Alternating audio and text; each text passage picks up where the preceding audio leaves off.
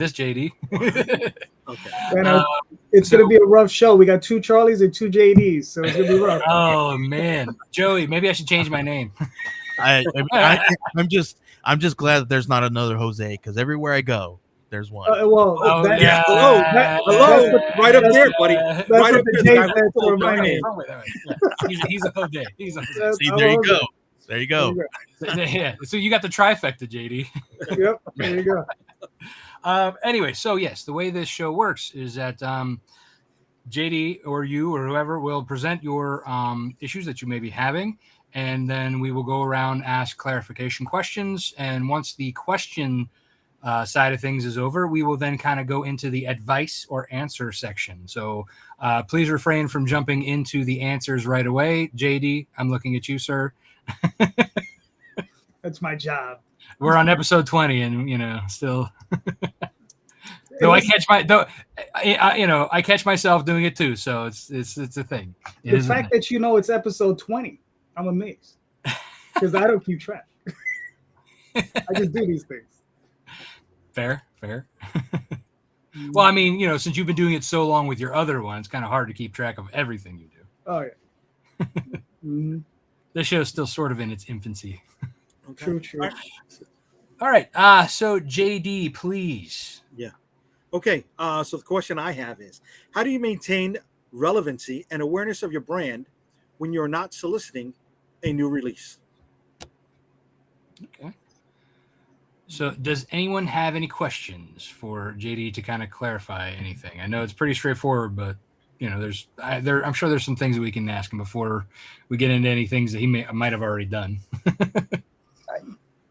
One quick question. Do you mean Unstoppable Comics as a brand, or you personally as a brand? The whole kit and caboodle. How do you keep yourself, your product within the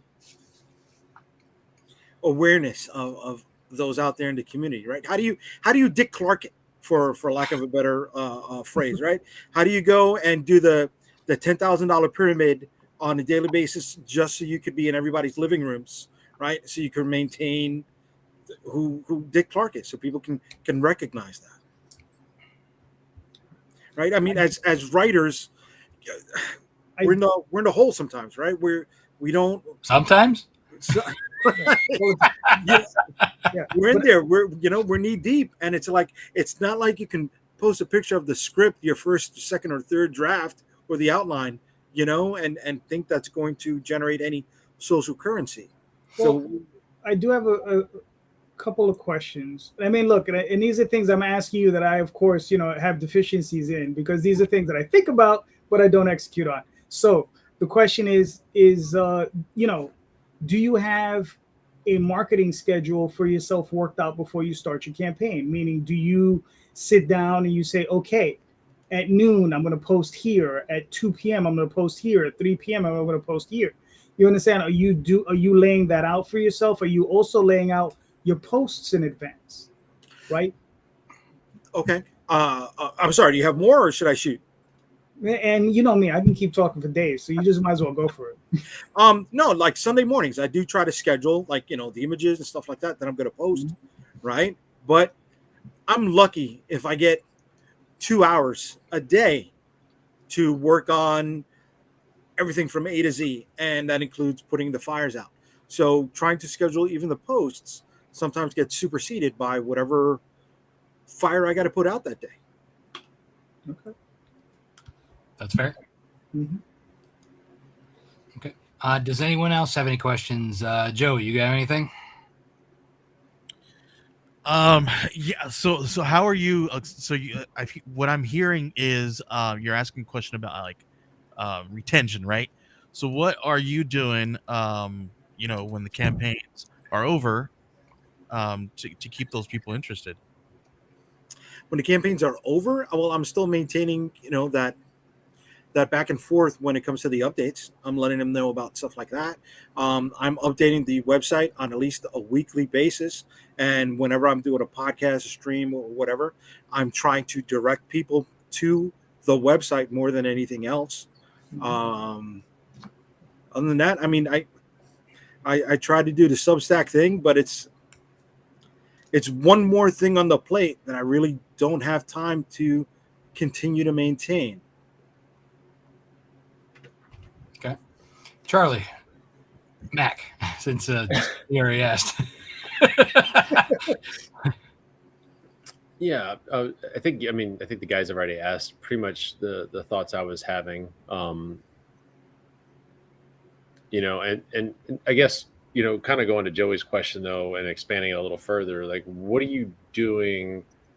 And maybe this is your question in reverse, but what are you doing between campaigns when the campaign ends and before the next one begins to your non-backers, and for your non-backers, your followers on your various social media and stuff like that, and emailing? I'm assuming you have a mailing list, but actually you do, because I'm on it. But what are you doing between, right? So it's because I know, like, people are.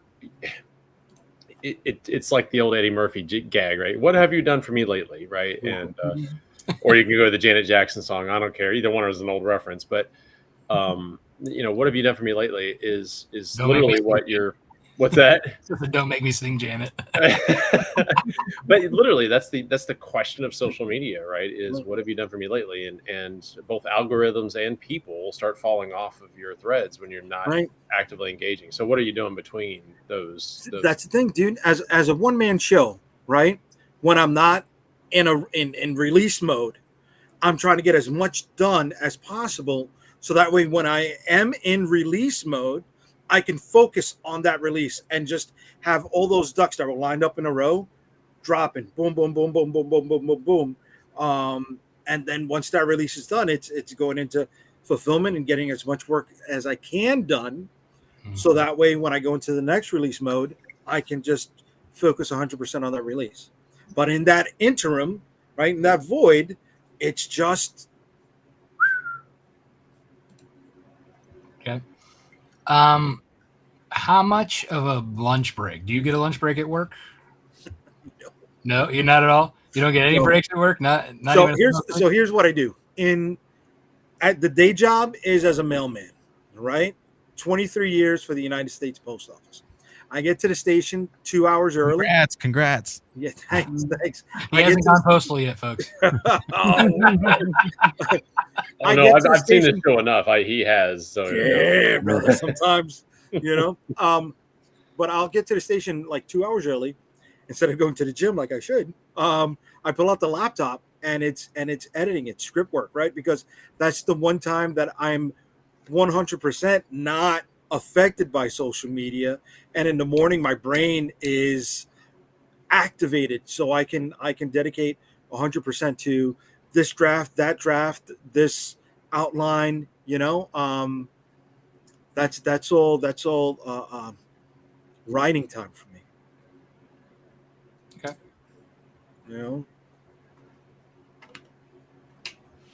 Does anyone else have any questions before we get into the answers? Just one last one. I mean, when you're talking about keeping people engaged, do you mean your current backers, or do you mean trying to find a new audience? I mean, is this Kickstarter specific, or is this general branding for you? So maybe it is Kickstarter specific, right? Trying to find new people to come to the table, because I have a really good return backer rate, right? It's just not up there. I'm not in the, in the mid 300 to 400s. I'm not, right? I'm the 200 guy. I want to break through that. Like I said, I get good engagement, I get return backers, but trying to expose it in that void period is the difficult part, trying to get new engagement. Okay. I think everybody good? Are we ready to go into the answers then? I think we're ready. Okay. Charlie, go ahead. McElvey. This is going to be tough. I think, Charlie, didn't we decide that I'm other Charlie and you're like original Charlie? Isn't that how that was on Twitter? I can't Charlie remember. 1 and Charlie 2? I think I was old Charlie. I think we're close to the same age, so I think that can't be that true. We're gonna have to go back to like we're in high school, like your English teacher. Stickney. Yeah, Yeah. yeah, like the Marine Corps, but I guess their last Right. names. Oh yeah, I'm a last name guy. Yeah. Yeah. Unfortunately, everybody butchered mine, so it was just like it was whatever. But Moltari is so much like Atari. But that's that's just it. exactly what Maltari was is in my head. wrong. That's not how you pronounce Oh. it. Oh, how do you pronounce it? Maltari. Oh. I swear to God, we didn't script that. Like, wow. All of a sudden, your mind's- We all had it wrong. Good night, everybody. everybody's had it wrong. I mean, I think it's all started back when I started going on Tyler James's podcast. Oh my And now, gosh. and now when the five of us say it right, everybody's gonna say we're wrong. Right. Yeah, well, exactly. I mean, I 'cause even had people we just know we say got it right. Maltar. Like that, like from Space Ghost, they just were going to be like, "Hey, Maltar." Oh. I just want to just throw this out there. If all of us thought it was the other way, wouldn't it just be easier for you to change it? But that's why I never say. Honestly, that's why. And up until now, I've never said anything because what's the point? But it just opened it up right there for me to blow. That's a good marketing tag because right now Rob Mack is changing his last name, so you can use that whole thing. As So like when all of us see you at a con, we're just gonna yell out Molteri. Like you're gonna have to Then turn I'll be around like, and people- "Yes, Yeah. you'll get it. This guy." We'll help you out, brother. We got you. You know, if you're gonna be stubborn enough not to change your name, we'll at least be helpful enough to. I mean, shit, make us do all the work, but whatever. You speak for yourself.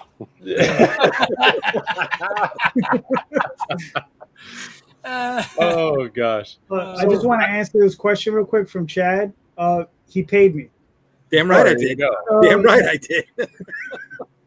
I actually took a note while you were talking on because I write because I'm old school, like with a pen. Something I was thinking about is you had asked the question, and Charlie, of course, pointed out that you're probably talking about Kickstarter in general, right? But contextually, what you're really talking about is branding.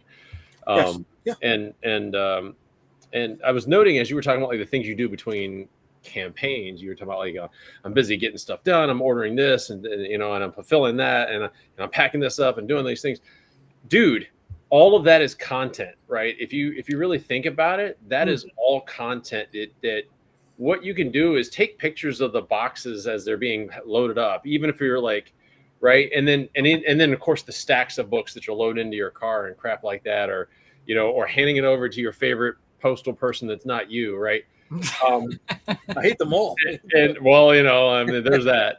But every bit of that to me, every strip of tape is content, right? And you take pictures and you start snapping that, and you can drop it not only in your backer updates, but you can go back to your previous campaigns and just start dropping it there. And then, of course, on your social media, you can go, hey, look, I got another stash of books going out the door for this campaign. By the way, here's a link for my next campaign. Or here's a link to my store, or just follow me some freaking where. To me, that's like there's so much value in that, and I think it's undervalued for a lot of creators because we're hustling all the time, and our first thought is let's get this crap out the door. But and Tyler,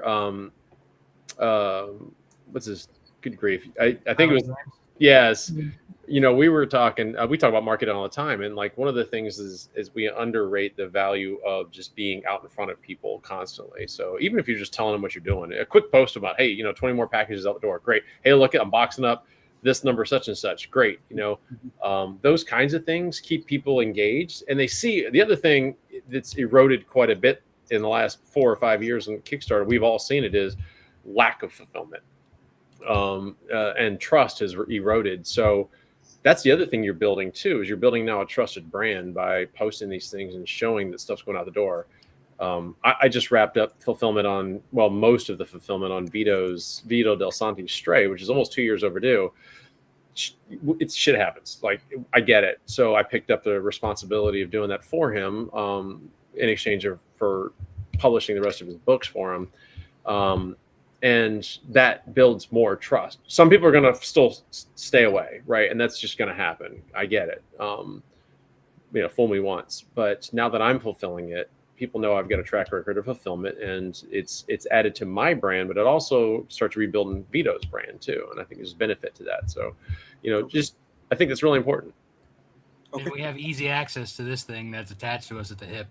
To Yeah. just snap that picture and hurry up and post something. 2 minutes. No. Okay. Joey, do you have anything for him?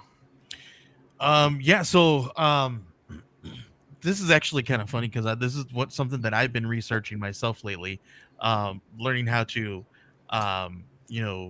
keep backer retention, and then also tap into, like what Charlie was saying, new people, and creating this kind of brand awareness around not only my IP but myself, and everything that we're doing, right? So everything that we want people to kind of at eventually come back around, right, to make a sell, because that's what we're doing. We're trying to tap into this sales funnel, right, by creating these different things. And once we get to that point, things will start to kind of pop off. And I've kind of done a lot of research in this last week. Everything, like, listen, there's ways out there to get stuff for free, like up until a point, but like all the really, really, really good stuff is behind a paywall. Like you guys were talking about Tyler James, he's got a really great offering. We have a buddy, Russell Nolte, who also does some of these things that have really great offerings as well. And if you can afford some of the things that like that, to go and learn and kind of hear from professionals who actually put this stuff into work and have proof, social proof and marketing proof to kind of when they implemented these things. It's really good to kind of learn those things because they work, right? Marketing, there's things in marketing that have always worked, and they're always going to work because ultimately it comes down to, like, a psychological pricing and things of that nature, and it gets really, really deep into stuff like that.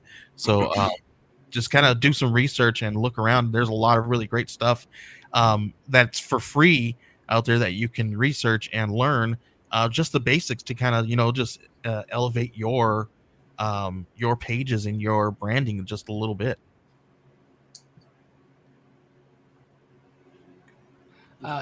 Stickney. We're gonna get this down somehow. That's all right. We can also go with Tall Charlie and not as Tall Charlie.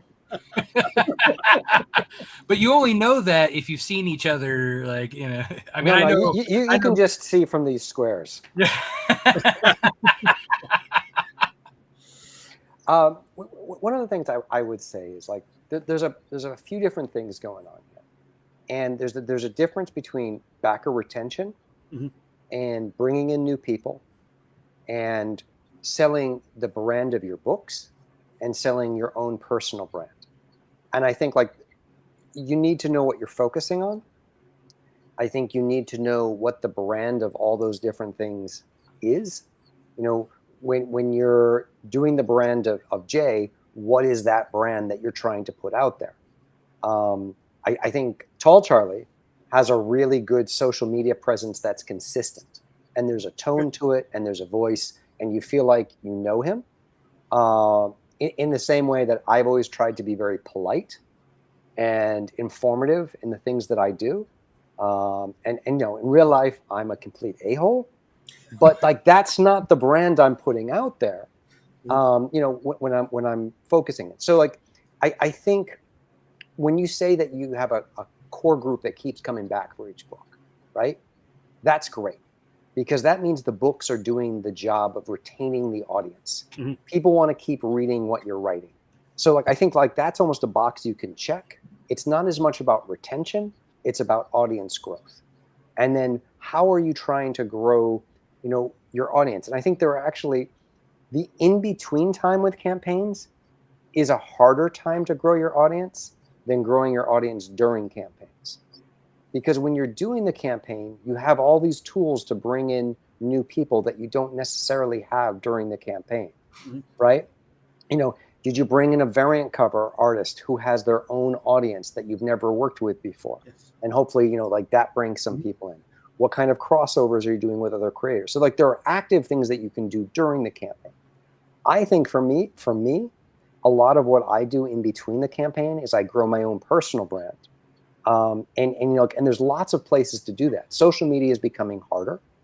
I spend a lot of time, like, Charlie was saying backstage that he hasn't seen me as much because I've been less on social media. I've been more in private groups.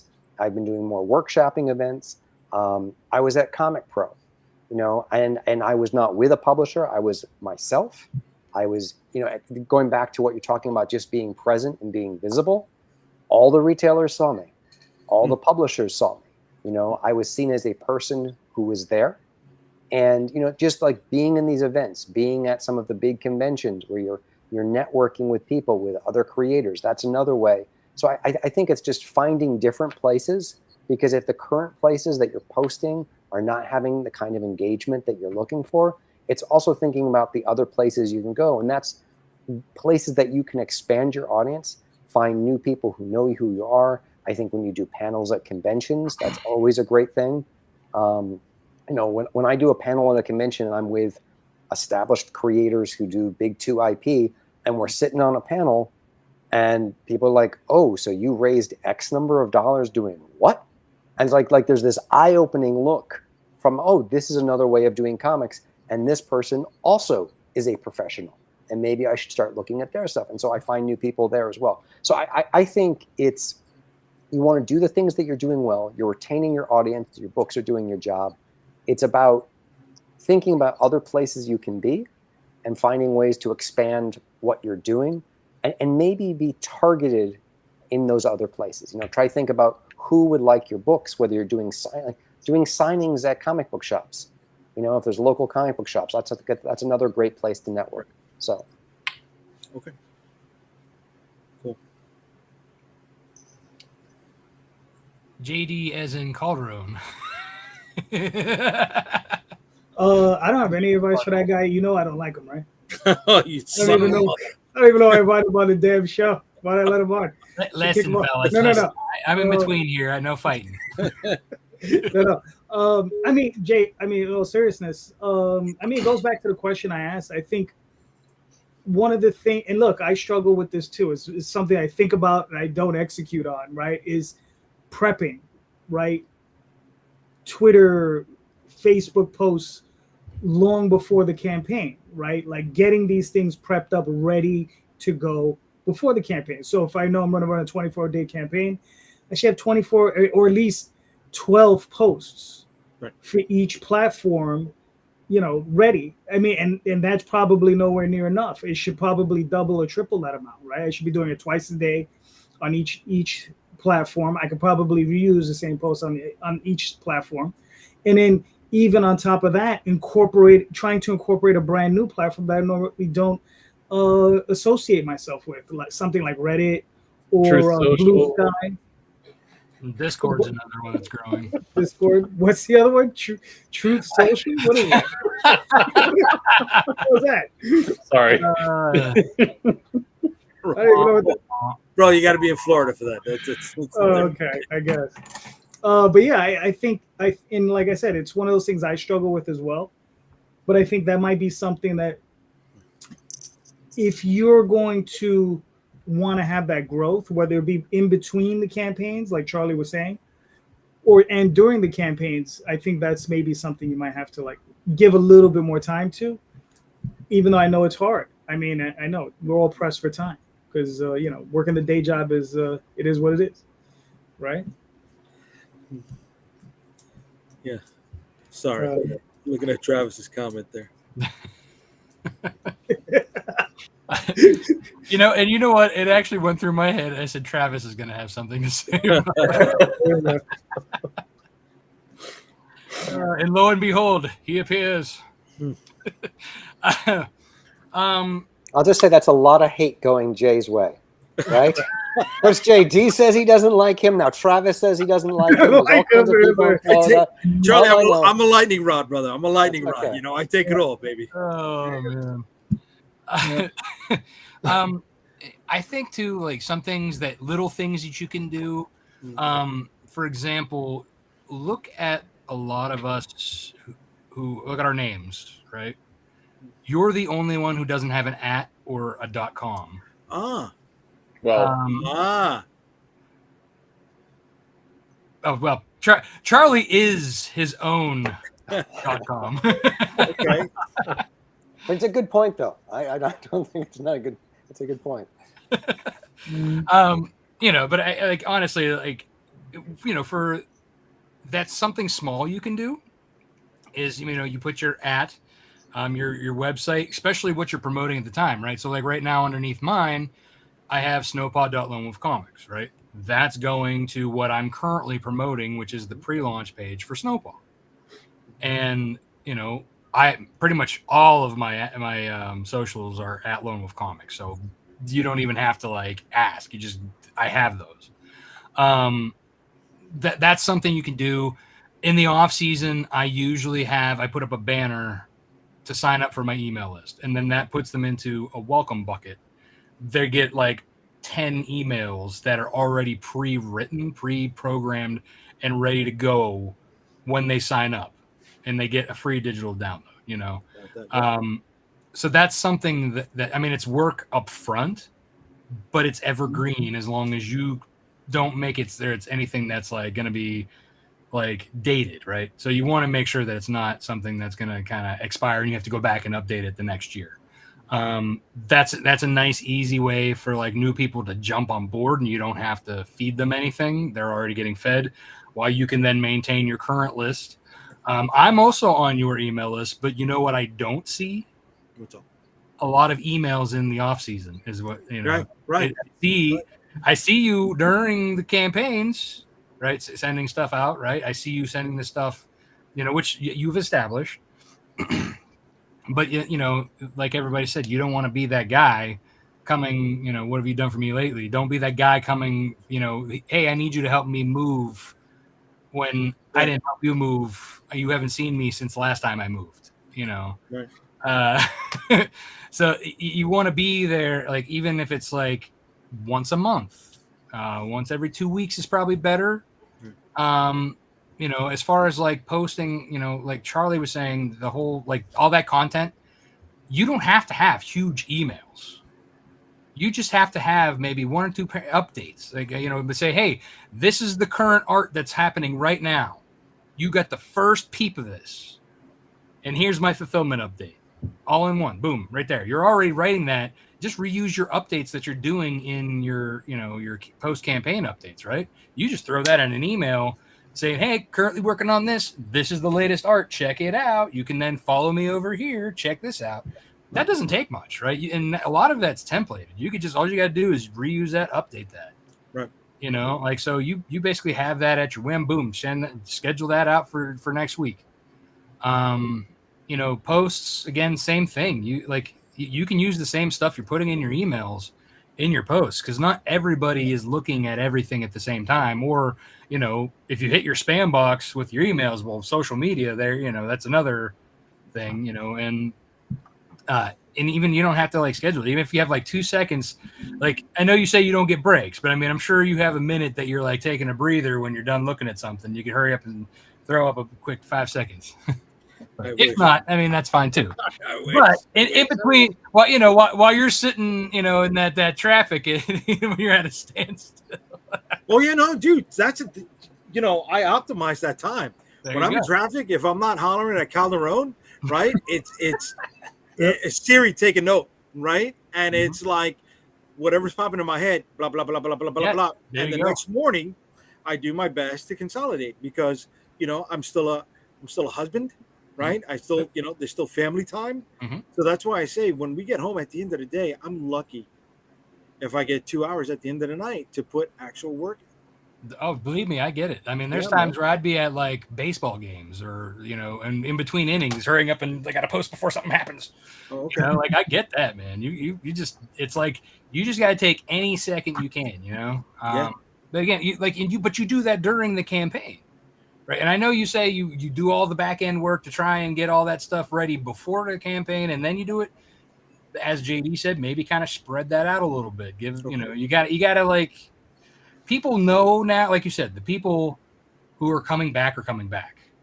So who are you marketing to then if they're already coming back, right? You need to do that pre-populace beforehand. Build that up with the new folk. Okay. All right. So, Jay, hopefully that helped a little. Yeah, look, I like everybody else taking notes, baby. I'm here. I'm taking notes. Okay. Yeah. All right. It's the 50-year-old in us. Mhm.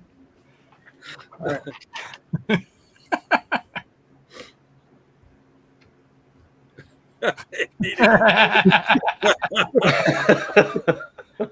or maybe he is the villain. Dude, and the mice in New York are not. I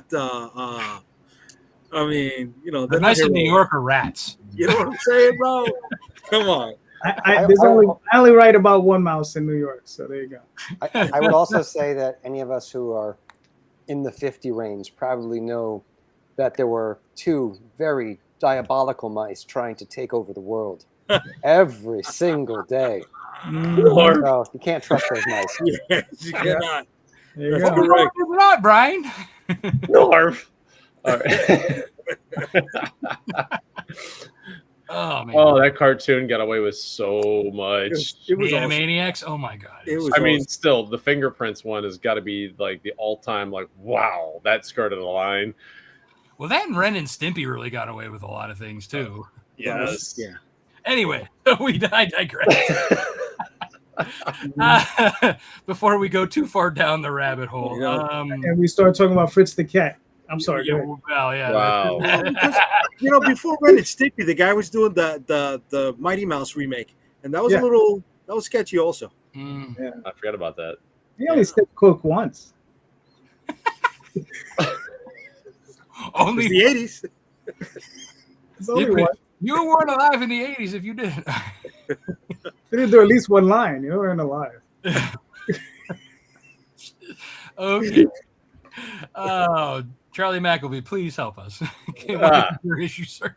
Yeah, my issues. I got a lot of I issues. mean, we all have issues. No, I mean, Yeah. what do you? We're comic creators, so I mean, good grief. Yeah. Yeah. So my question was, it's funny. It's kind of the inverse of JD's.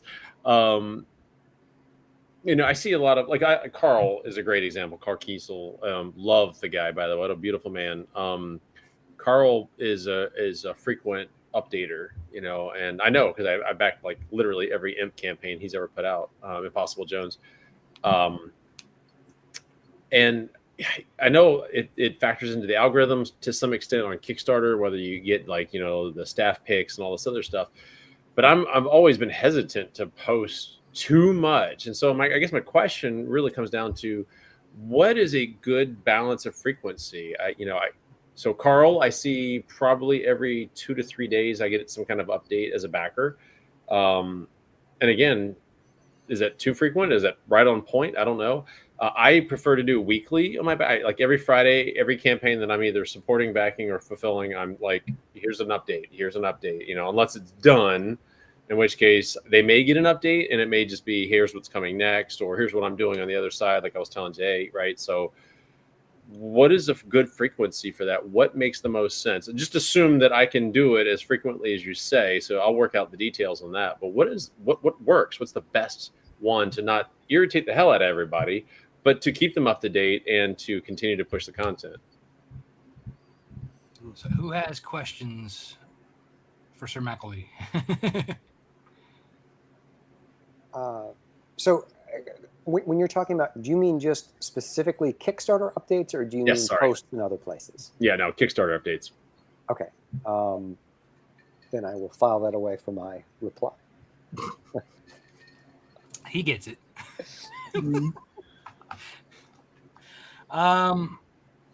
JD, do you have any questions? No,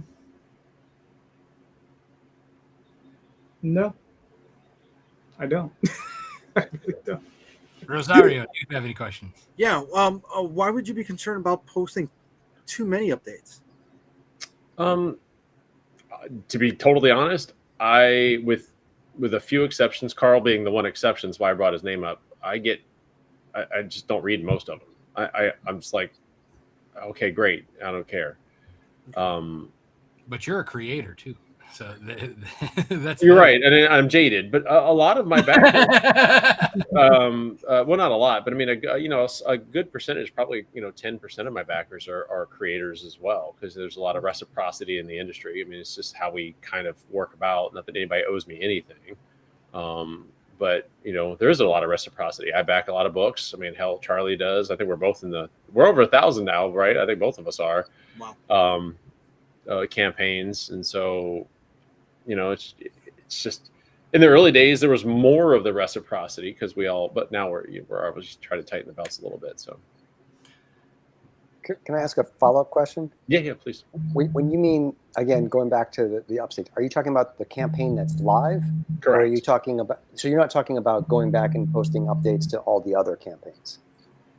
Correct. Yeah. But by the way, that's a great side point, because it does drive me a little crazy when I get 16 emails from it's the exact same copy. Whose phone's ringing? Yeah, whose phone is that?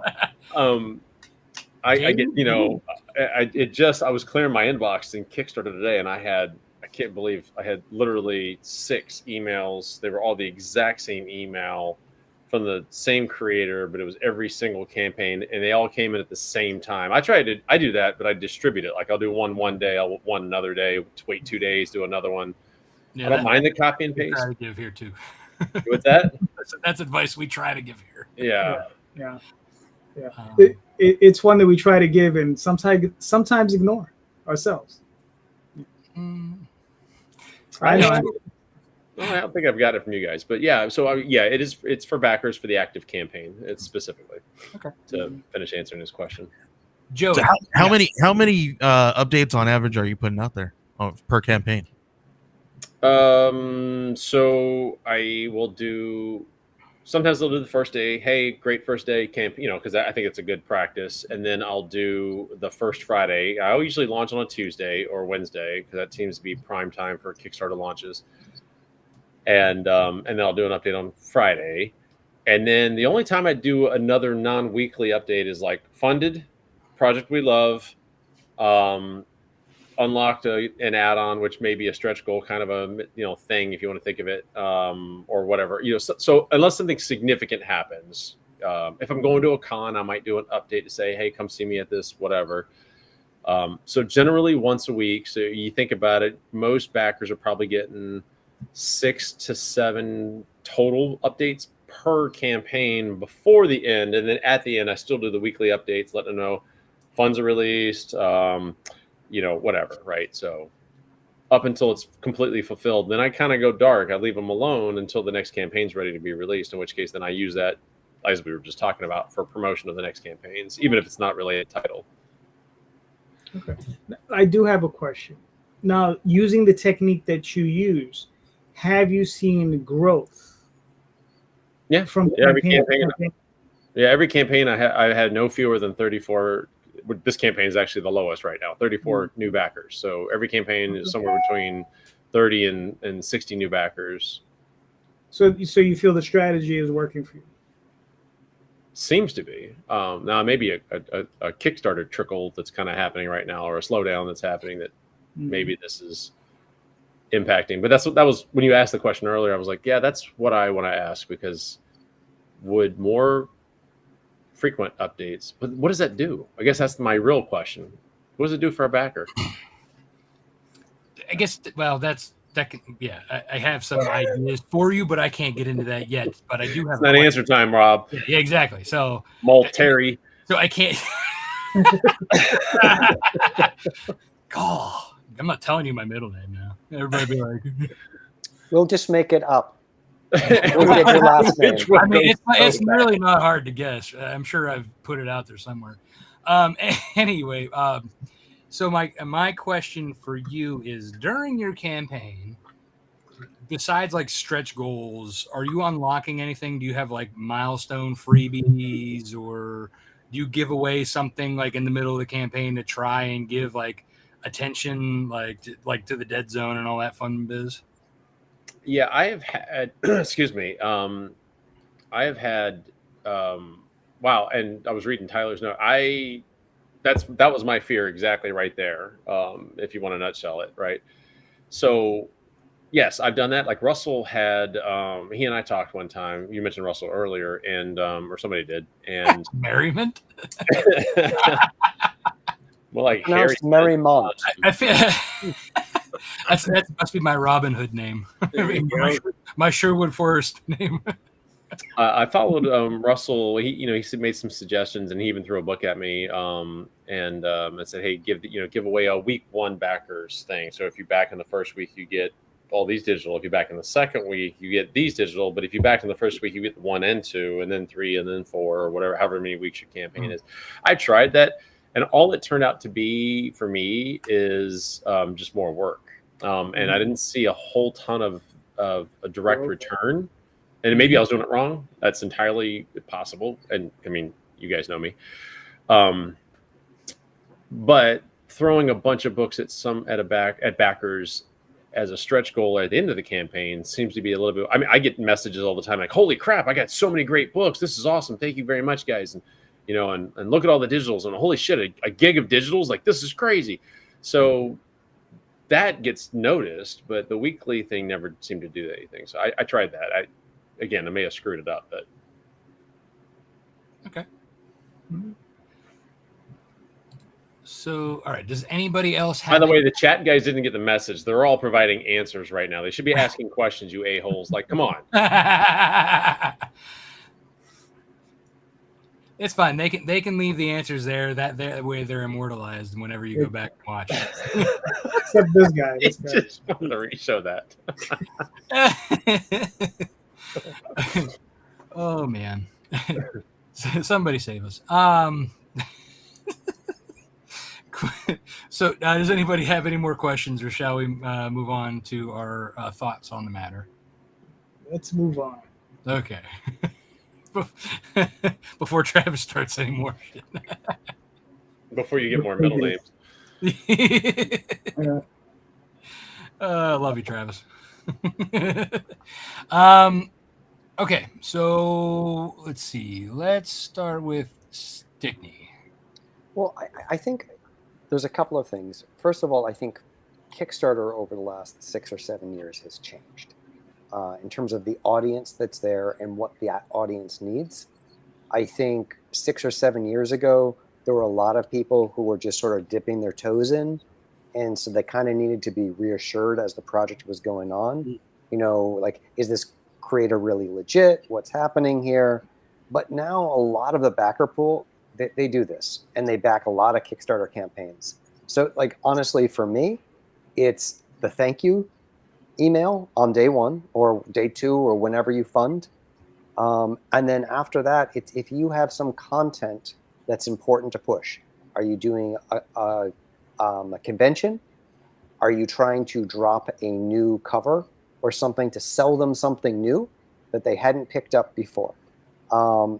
Aside from that, I don't do many posts because I don't want to bother them. They've already given me their money. I've been doing this for a long time, so they know what the deal is. And so when I post, it has to be with a specific purpose.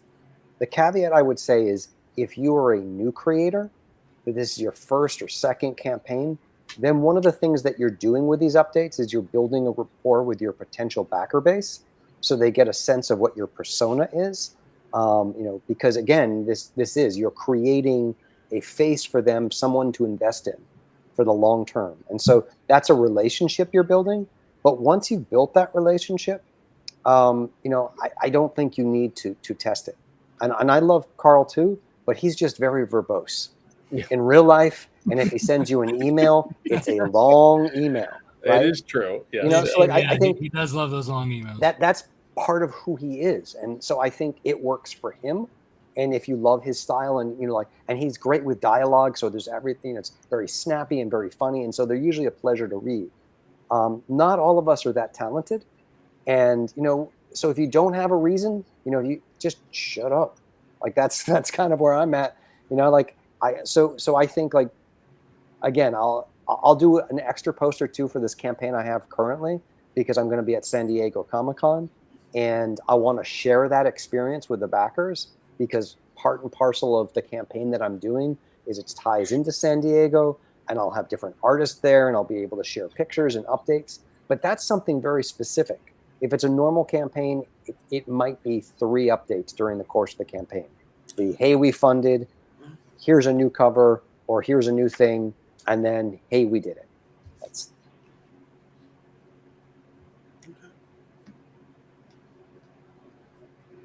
Very fair. Joey, do you have anything? Yeah, I'm honestly the same way. I tend to do less updates, and I literally only update as we have something brand new, like unlocks or something like that, and stretch goals. And then I use like my opt-in sites and email captures for that stuff, because they opt in to hear me talk about that stuff, right?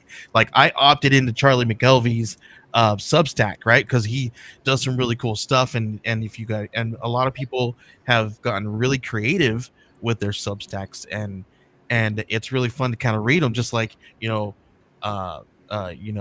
talking about Carl Kessel and how he loves those long emails.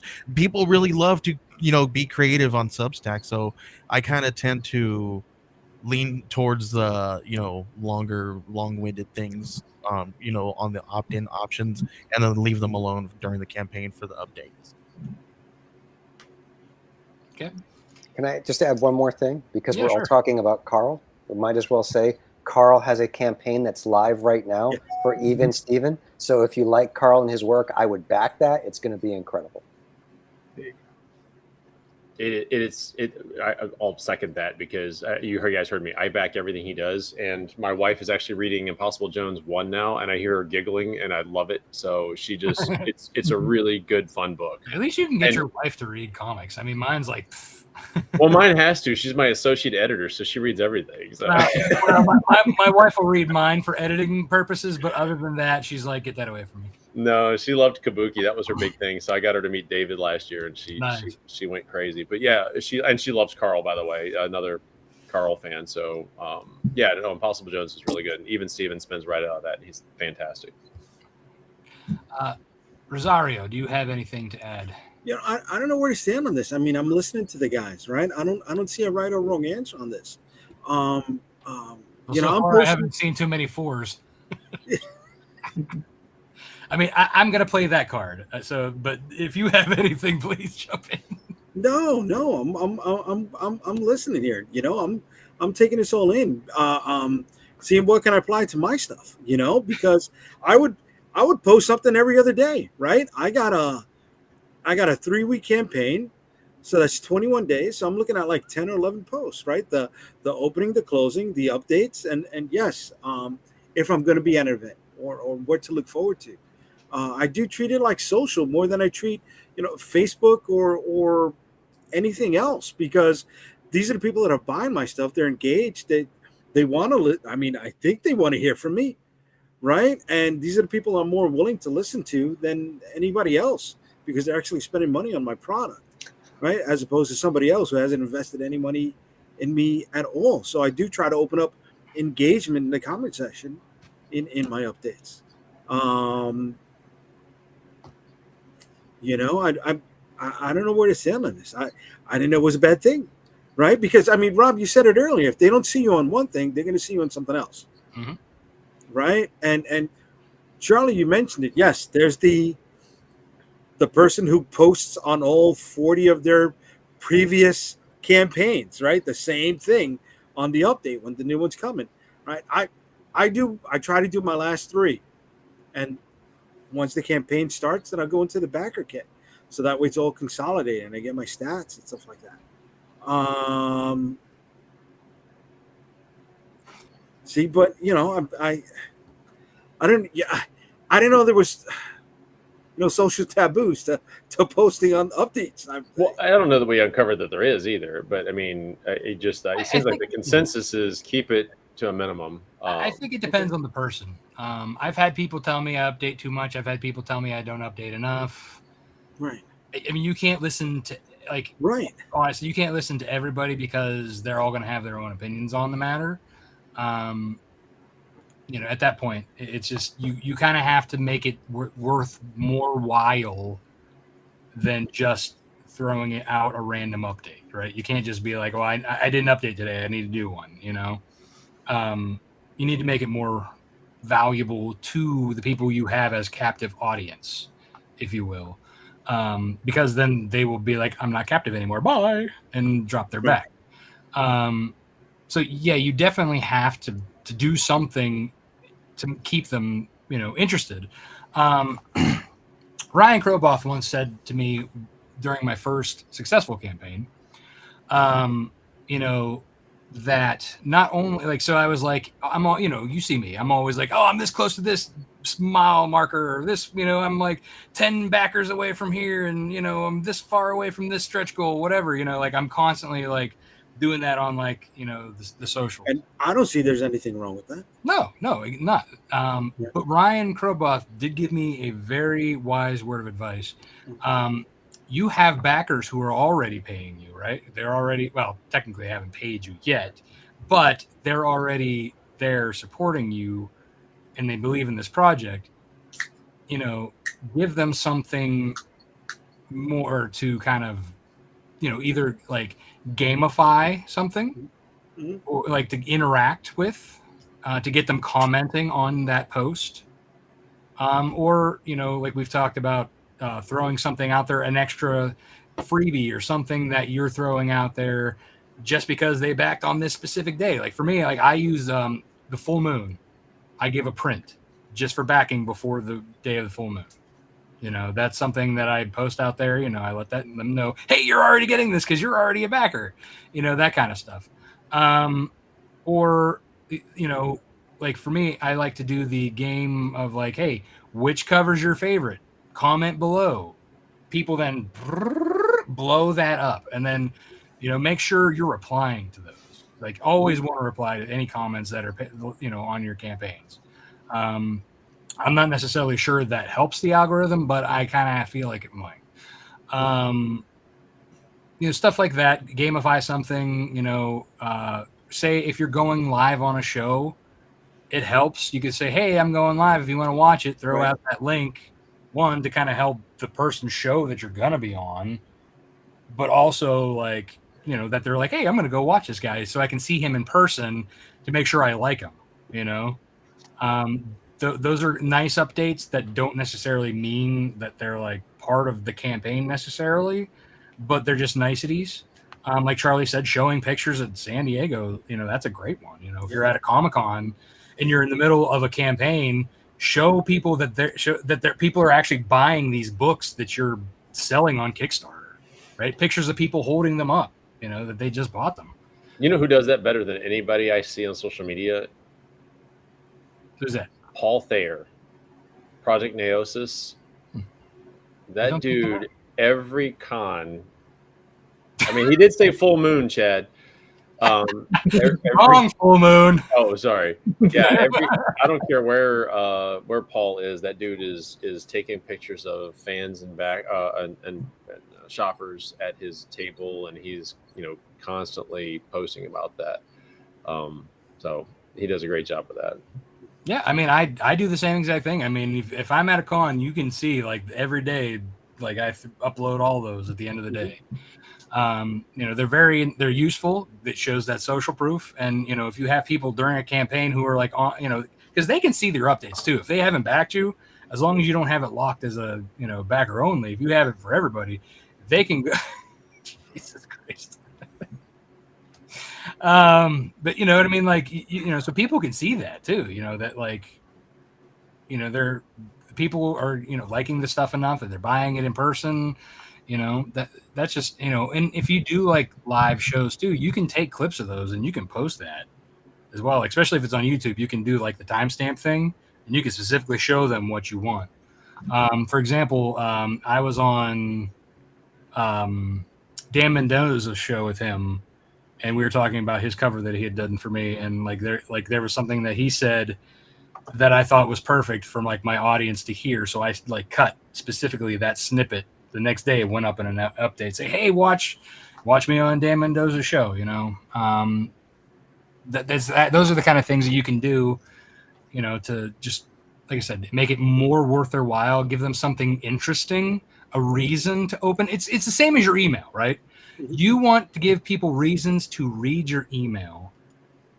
And for the most part, as long as it's entertaining or it's useful or it's something like you got a brand new original piece of art that you're posting for the first time, throw that up there. You know what I mean? Like that's something that you can put, like Tyler James talks about pocket rewards, right?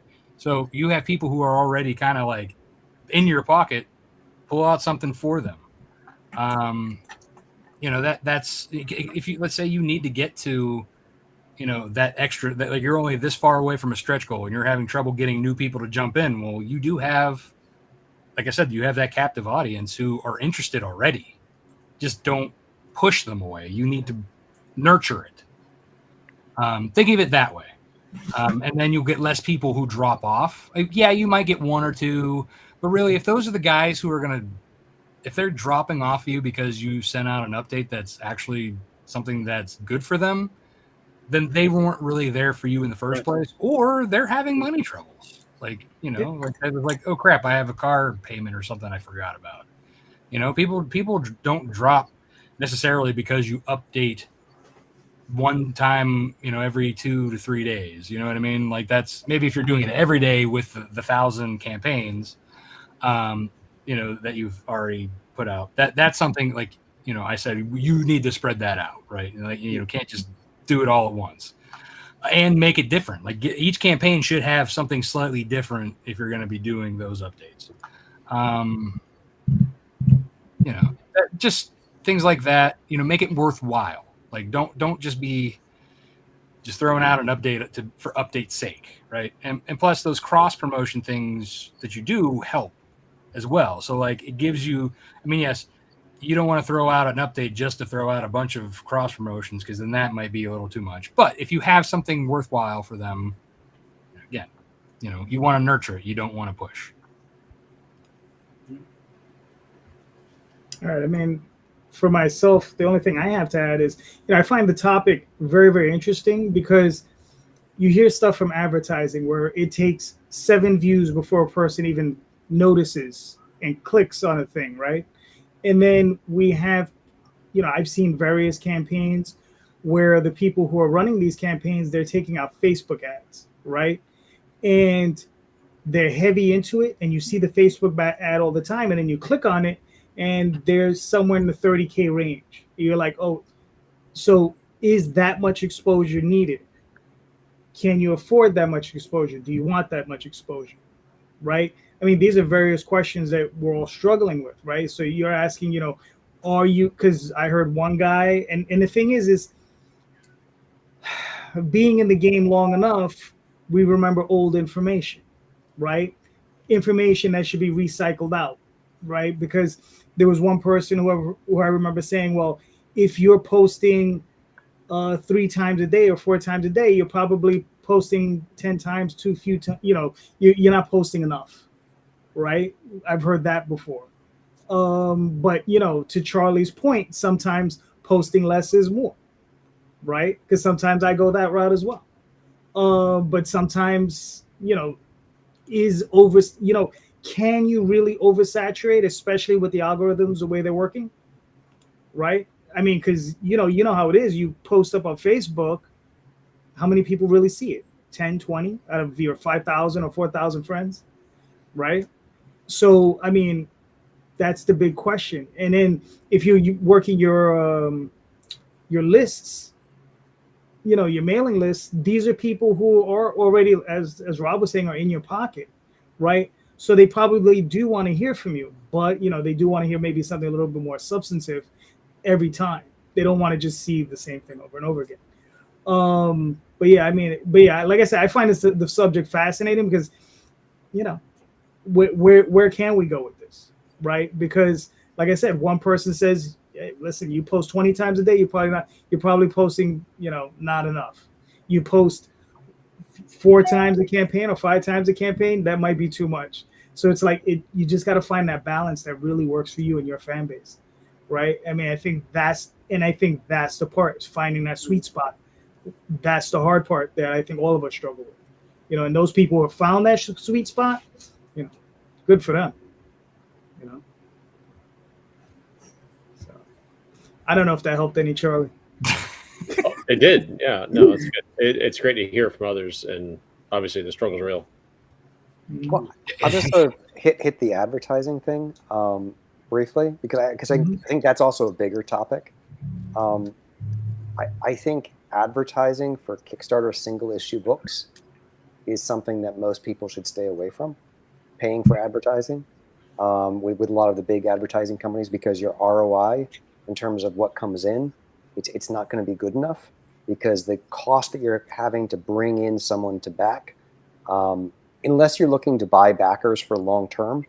But if you have a high pledge tier, say you're doing a high-end hardcover, like when you see the campaign that, say, Skybound does, or when someone's doing the big G.I. Joe graphic novels where the base pledge is probably going to be $75, that's a place where the ROI really makes sense, because you know, like if you get 1 out of 10 backers, you're paying for all those 10 backers with that $175 pledge.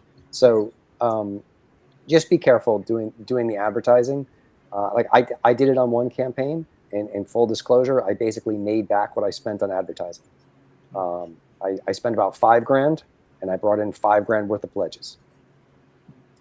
So That's better than most. I never even got that. You get what you put in. Yeah, true enough. But Charlie, did that help you?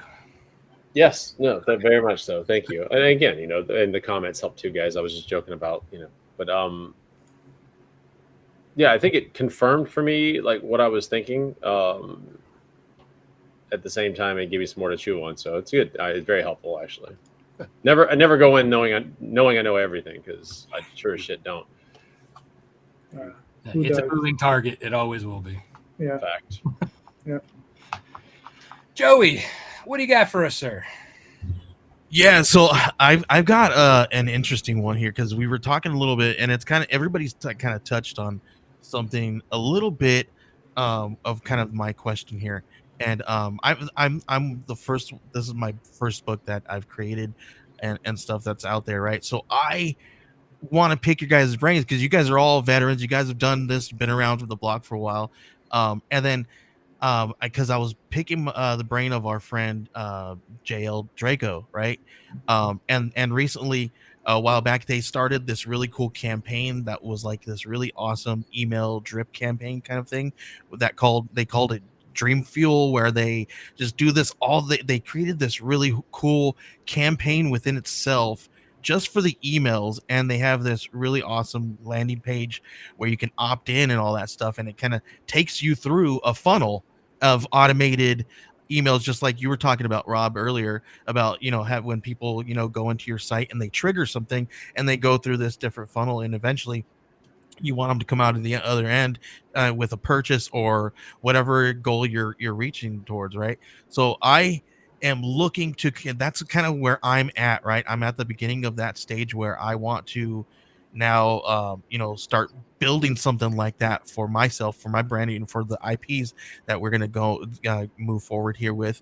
And so I needs a little bit of advice from some of you guys who already implemented some of those things, and may have, you know, learned some of these things from other, you know, creative pros who've implemented some of those as well. Okay. Questions? Anyone like to go first? So it was kind of a broad. Again, you're new. You're saying, you know, this is your first campaign, so it's obviously a broad swath you're trying to cover here. Is there anything specific about campaign Specifically running? starting from the beginning, from like a email capture campaign to build up that you know, that space to, you know, that I don't have for around this IP, around this whole thing that we're doing. Okay.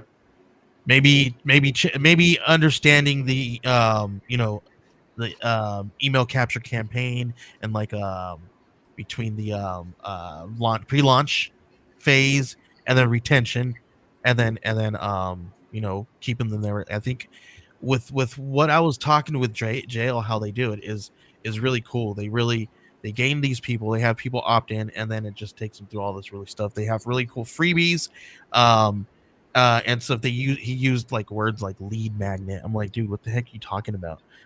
So I'm like, okay, dude. So it's like words like that and things of that nature. Like the things that I really want to hone in on are these marketing tools that really help with when it comes to sales funnels, and understanding a sales funnel through those automated captures.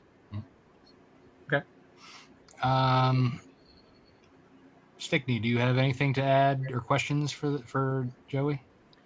Just to clarify, you're looking for general email list building versus, that will hopefully help you down the road for campaigns that you launch in the future. Yeah, yeah, because that's where I'm at. I'm looking for, because I this is the first time around. I don't have much of an email list for any of this stuff. So yeah, first things first, email capturing and getting people on board for this IP that we're doing, and keeping them intrigued. So I think that's the first step. I mean, I don't think we have nothing. We're just starting out with this thing. Okay. Rosario. Okay. I don't know. Maybe I'm too out of touch with things because I don't know what a drip campaign is. I'm sorry. I'm not trying to make fun of you, Joey. It's like, I dude, didn't either. They use big words, and I'm like, what are you talking about? I mean, I understand the sales funnel and stuff like that, but for me, I generate emails at conventions, bro. You know what I mean? Yeah. I do. Calderon busts my balls all the time for this. I do offset printing. All right, where the cost per my books is like somewhere around 70 to 75 cents a unit, right? So I get somebody to sign up for the email, and I give them a free book. So it just costs me 75 cents to get the email, right? Where cost of acquisition for some people is $20 and above for an email. That's okay. I'll trade that 75 cents any day. Maybe I'm too old school. Maybe that's part of my problem with this whole marketing and newsletter and retention and awareness and keeping people engaged. Am I out of touch? So that's your question. Are you out of touch? Yeah. Because Joey, I'm listening to you, dude. That's why I'm like, help me in touch. I'm listening to you, brother. And it's like, I didn't understand half of the stuff you were saying, bro. I couldn't, again, I'm not trying to be rude. I didn't know how to engage with answering you, brother. You know what I mean? Because and that's the wall, that's a lot of the stuff. I'm like, how do I learn this stuff? How do I get Fair. Okay. It's a little daunting with all these crazy words and these things that you have to research. You're like, oh my gosh, I just wanted to make a comic book. We all just wanted to make a comic book. You can't just make a comic book. Right? Yeah. If I can just jump in real quick. Now, here's the thing, though. I get questions. I know, and this is not a question, but tangentially attached to what he's saying, and it doesn't really have anything to do with the topic, because this has something to do with what Jay just said. He said, when you hear those terms, right, whatever they may be, right, like it's like Jay said, there's a certain amount of word salad, and you put it out there for us, right, and whenever I hear those things, I expect to hear the words next, what are you trying to sell me? Mm-hmm. Right? Because the person, whoever's telling you all these things, are trying to show you that they're intelligent, they're capable, and that they're doing it by showing you that you don't understand what they're saying. So they have something to teach you. Thusly, then they have something to sell you. Right? And typically I go running and screaming away from those people because they usually don't have anything, right? They typically just are selling you some kind of figment. When you really get deep into it, you're just like, what are you talking about, right? JL in his defense, but this has nothing to do with the question. He's not selling Joey anything. He's telling him what he did. No, I understand that, but the thing is we don't know who sold something to JL. I know exactly who did. Okay, well, that's fine, right? That's fine. But somebody obviously sold him something, and that person might be passing it on to Joey, right? And Rob. So whatever the case may be. So look, but that has nothing to do with with your question. As far as like, You know, And he did suggest that I take the class. I was like, all right, that's I well, might look, not pay. I've taken the class. All right, we're talking about Tyler. Yes, we're all talking about. Okay, we're all Tyler. talking about Tyler. Okay, Yes, all right. we're talking So about look, his launch. okay, so that's the thing. Tyler's a good guy. I learned from the course. I've learned certain things from the course. I'm hard-headed, so I don't really follow it. But you know, he does. There is value to the course. You understand? So I won't speak against that. But typically, when I hear that stuff from other people that are not Tyler, I typically go running away screaming, because it's just like they're just usually used car salesmen trying to sell you something. You know, the fifth or sixth round of how do I print my book or whatever, and blah blah blah. And it's a lot of regurgitated information that you can find anywhere. You know, typically on shows like this, right, or other shows, right? But what makes know, Tyler useful and good at Well- it is that, one, he knows what he's talking about, and two, Put it to work. he's talking Well- about comic books specifically, Yeah. not exactly. overarching marketing spiel. Mhm. Right, Yeah, because and that's what I'm proof thinking it. when I hear that. I'm thinking, you know, you're getting some kind of marketing person that, you know, sells soda and not necessarily comic book, right? Because that's usually what I'm hearing, you know, when I hear that stuff. Or in JD's case, beer. There you go. Right? Yeah, I'm not trying to, you know, defend everything that Calderon is saying here, but as a New Yorker, we're automatically jaded against the hustle. Yeah. Right. Is that why everybody's name has J and D in it? Is that what's going on? Yeah, pretty much. See, but mine is actually JD. They live in No, but MIT. it's like we're already primed for that guy in the corner to sell us something. So there's that chip on our shoulder, like, you know. So when you hear these programs, right? You guys have bought into them. I've never bought into them, right? Because the information is regurgitated. It's all over the place, right? I But don't do know. you listen? Do you listen though to this regurgitation? We do listen to the regurgitation. Yes. But again, you know, it's the New Yorker in me. It's like, you know, who's trying to sell me the tree in Brooklyn? Right. You know, and we get it all the time. and it's not trying to downplay the people that do that. It's that Calderon is already primed to be wary of that. You know. Okay, you jaded sons of bees. Let's bring this back into the actual issue here. Okay, All right. I've heard from New York. Apologies. New Yorkers need to go back, you know, Apologies. to But- Queens, the Bronx, or wherever y'all from. Rob, come up, hang out for a little while, bro. But Joey, I do have a question for you. So I mean, you know, so you're trying to learn about the funnel, how to get these things are like, what are you actively doing to generate names to go into your funnel to get on your mailing list? I mean, what are you doing actively? Are you, I mean, these are suggestions I've made in the past. Oh, okay. No suggestions, sir. No suggestions. All You right. asked the question. Right. So I mean, what are you actively doing? Are you engaging on social? Yeah, You're engaging on social media. Yeah, Are you know, you- social media. Are you engaging at comic book conventions? Are you engaging at your local LCS? Yes, I think doing we get- all of the above. Yes, Okay. we're Yeah. yes, we actually are we have a table. I have a partner who owns a podcast network, and where we got a 20-foot table space, so it's like a 20 by 20 space, and like it's handicapped. I don't know, he's crazy. He spent a lot of money, but we're gonna do this. We're gonna create this little space where we have he's gonna build a stage, and we're gonna have people come and do interviews. We're gonna have cosplay things. We're gonna do like little cosplay game shows and have them, because we also have cosplayers who are part of the podcast network. So we're gonna do that. Where I'm gonna have a lot of our books on the table as well, and then some of the things that we do for our business is we help people market some of this stuff on Kickstarter. We build out graphics and stuff like that, and so we have some of their books on the table as well to kind of, because it goes along with our business model where we help people, and the books that are on the table are some of the creators that we've helped, you know, market some of those things on Kickstarter, and now they're on the table. So we're using kind of that whole space to kind of bring people in that way, and we're going to use all that all the people there in that area to gain and gather some emails and stuff.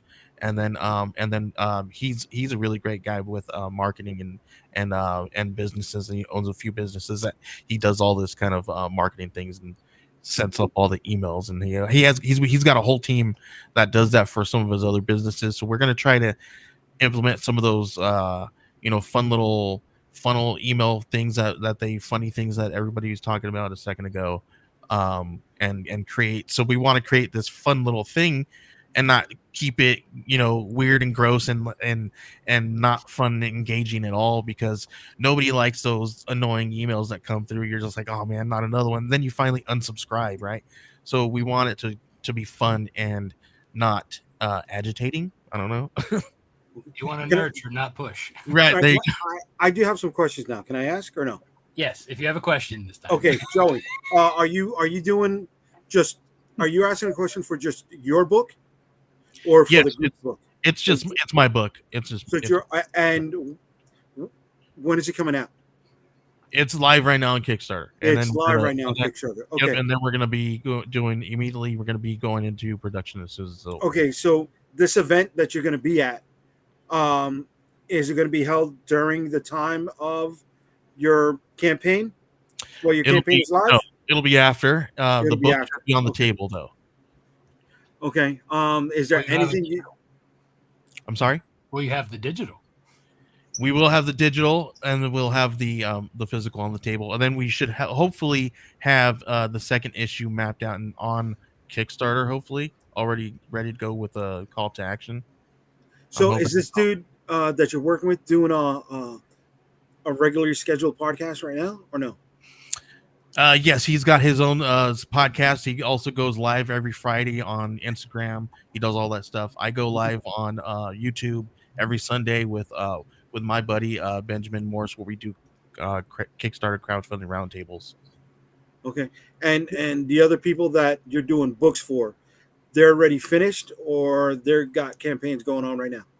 I got a couple. I got one that's about to end here in about next 15 hours that I'm working with, and then there's a couple of them that are going to be going live very soon. Okay. Cool. I got some answers there for later. Ooh, I can play that. I know how to play the game. Yeah. It Now took you know how to took play me a the second to game. get my sea legs. All right, let's go. All right. I Frankie have a gets the question square. before we can move on, though. Come on, Rob, make it quick. Look.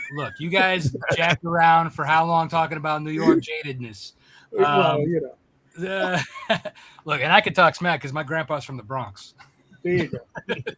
Anyway, so what are you using besides Substack, right? Because that's not going to give you any kind of funnel. You're not getting any welcome series out of that. That's more like you already have the people in your pocket. Mm-hmm. What are you using as an email platform to build said welcome series? So we have a HubSpot, but I have not been using it to my full advantage, right? Okay. And then so we have access there. Honestly, I'm literally starting fresh. Like this is the first thing that I'm going to be doing with this, so I don't have any other place right now. We are revamping the website so that we can have that be the space to do all that instead of going to all these third parties and because we want to do the same thing where we keep people on our page and not have them leave to another space to know about us. So I mean, yeah, okay. But does HubSpot have that capability to build these funnels? yes, it should. Yeah, it's a CRM. Yeah, it's a CRM. It's got all the. I mean, you gotta pay into it. Well, you got even with Mailchimp, you got to pay into. You got to pay into all that stuff. Yeah. So I mean, to use these funnels and to set them up properly, anymore you have to pay to play. There's no way of avoiding that. I think ConvertKit, or is it Kit now? I think is what it is. That might be also. I heard of that one actually. But Somebody like I recently- said, if it doesn't, so I think now we're well past the questions, unless somebody had something else pop up. Okay. Rosario, since you were chomping at the bit, and I don't want you to forget what you had to say. Yeah. With everybody you got in the crew that you're promoting and stuff like that, can you guys put together like a small little sample guide that you can use as a digital promo to get emails, and pitch that during these different podcasts that you're at, right? So that way you can capture these emails. You're giving them something for free, right? And since it's like a little sampler, nobody's giving away their whole, the whole cow. You know what I mean? Everybody's giving away a little taste, and you still get to retain the majority of the book, which is going to be in the sale. That's all I got right now. It's a good idea.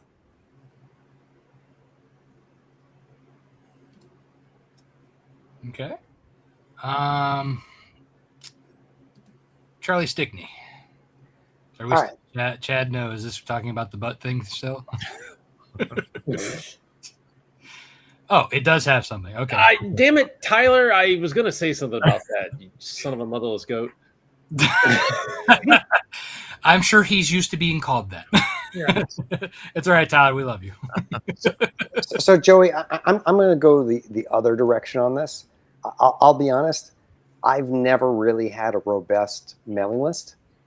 I have a mailing list that I've built very slowly over the years. I think for the first 4 or 5, I didn't crack 300 people on my mailing list until about 6 months ago. When I just asked the Kickstarter people finally, hey, does anyone want to be on my mailing list? And then all of a sudden I had like 600 people were like, yes, please put us on your mailing list. Oh, you have a mailing list? Like it was like people actually wanted it. And I think there's sort of a little bit of a balance here, because like the thing about these mail funnels or whatever else, the drips and the this and the that, is you're getting like, and I see these things all the time and I get the concept behind it, but like the ROI, again, it's not great. Like you're getting people who don't know you, who aren't invested in you, to sign up. And you're hoping like out of these 100 people that, sign up, that 15% of them are going to stay. And out of those 15%, like 2 are going to buy things. And like, I see these people are like, I have 50,000 people on my mailing list, but I don't have more than 300 people back in my Kickstarter campaign. And I'm like, then what are you doing? So I think there's kind of a balance, when you're putting your mailing list first and foremost in terms of what you're trying to do.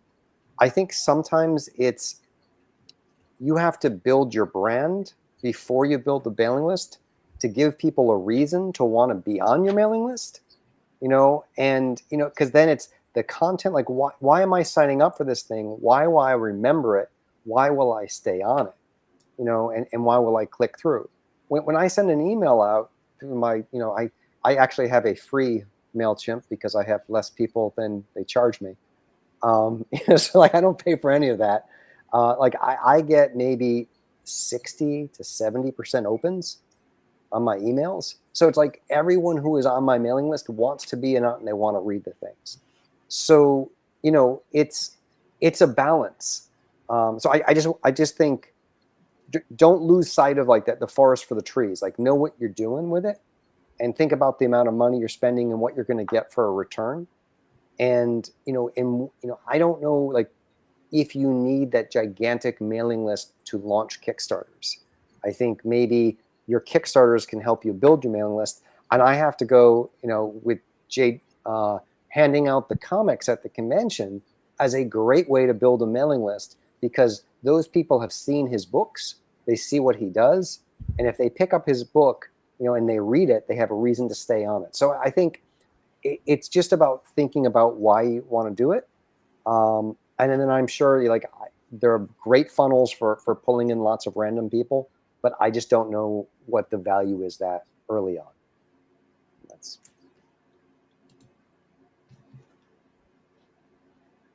Okay.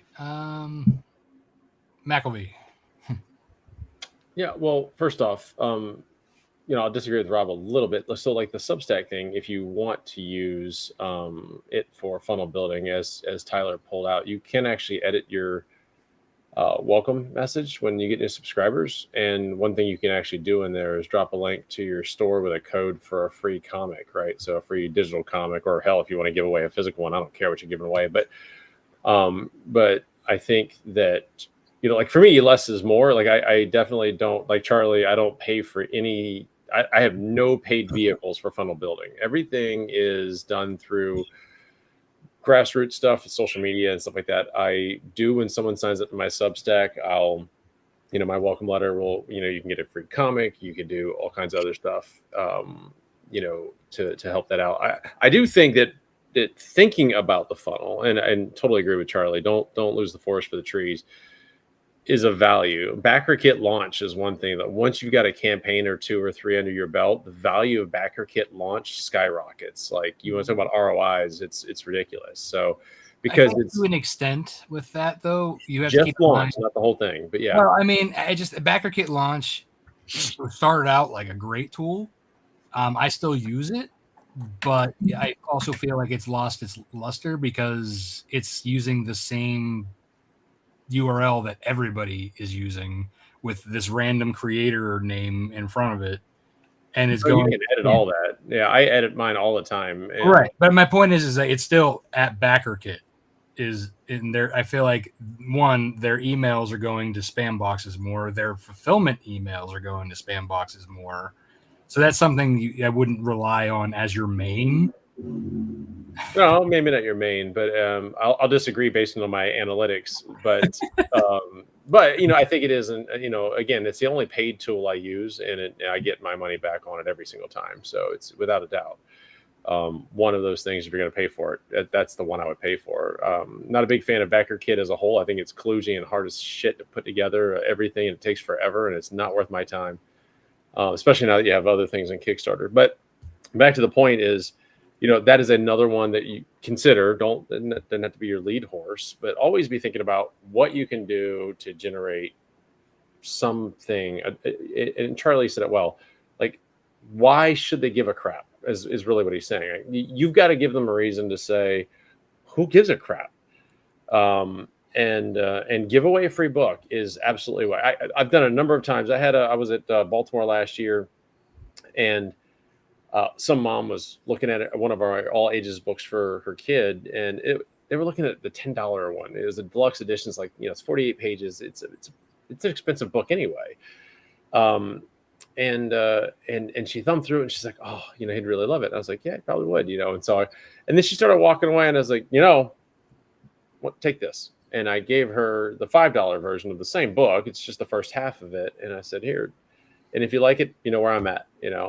She bought 3 more books for me that weekend, right? She bought one for her husband, she bought one for herself, and she bought another one for another one for their kid. So, there's definitely that's a unicorn opportunity, but it always helps having something you can give away that has a value to it. And the one thing I don't like to say is free. And here's why. And maybe it's my days in IT and stuff like that. But if something's free, that's the same value of the item. But if it's at no charge, or hey, it's on me, you're not saying it's free. It's you're giving it a value, and they'll recognize the value, and hopefully they'll thumb through it or flip through it if they're digital or whatever, and see the value and agree that it's worth spending money on this the next time around.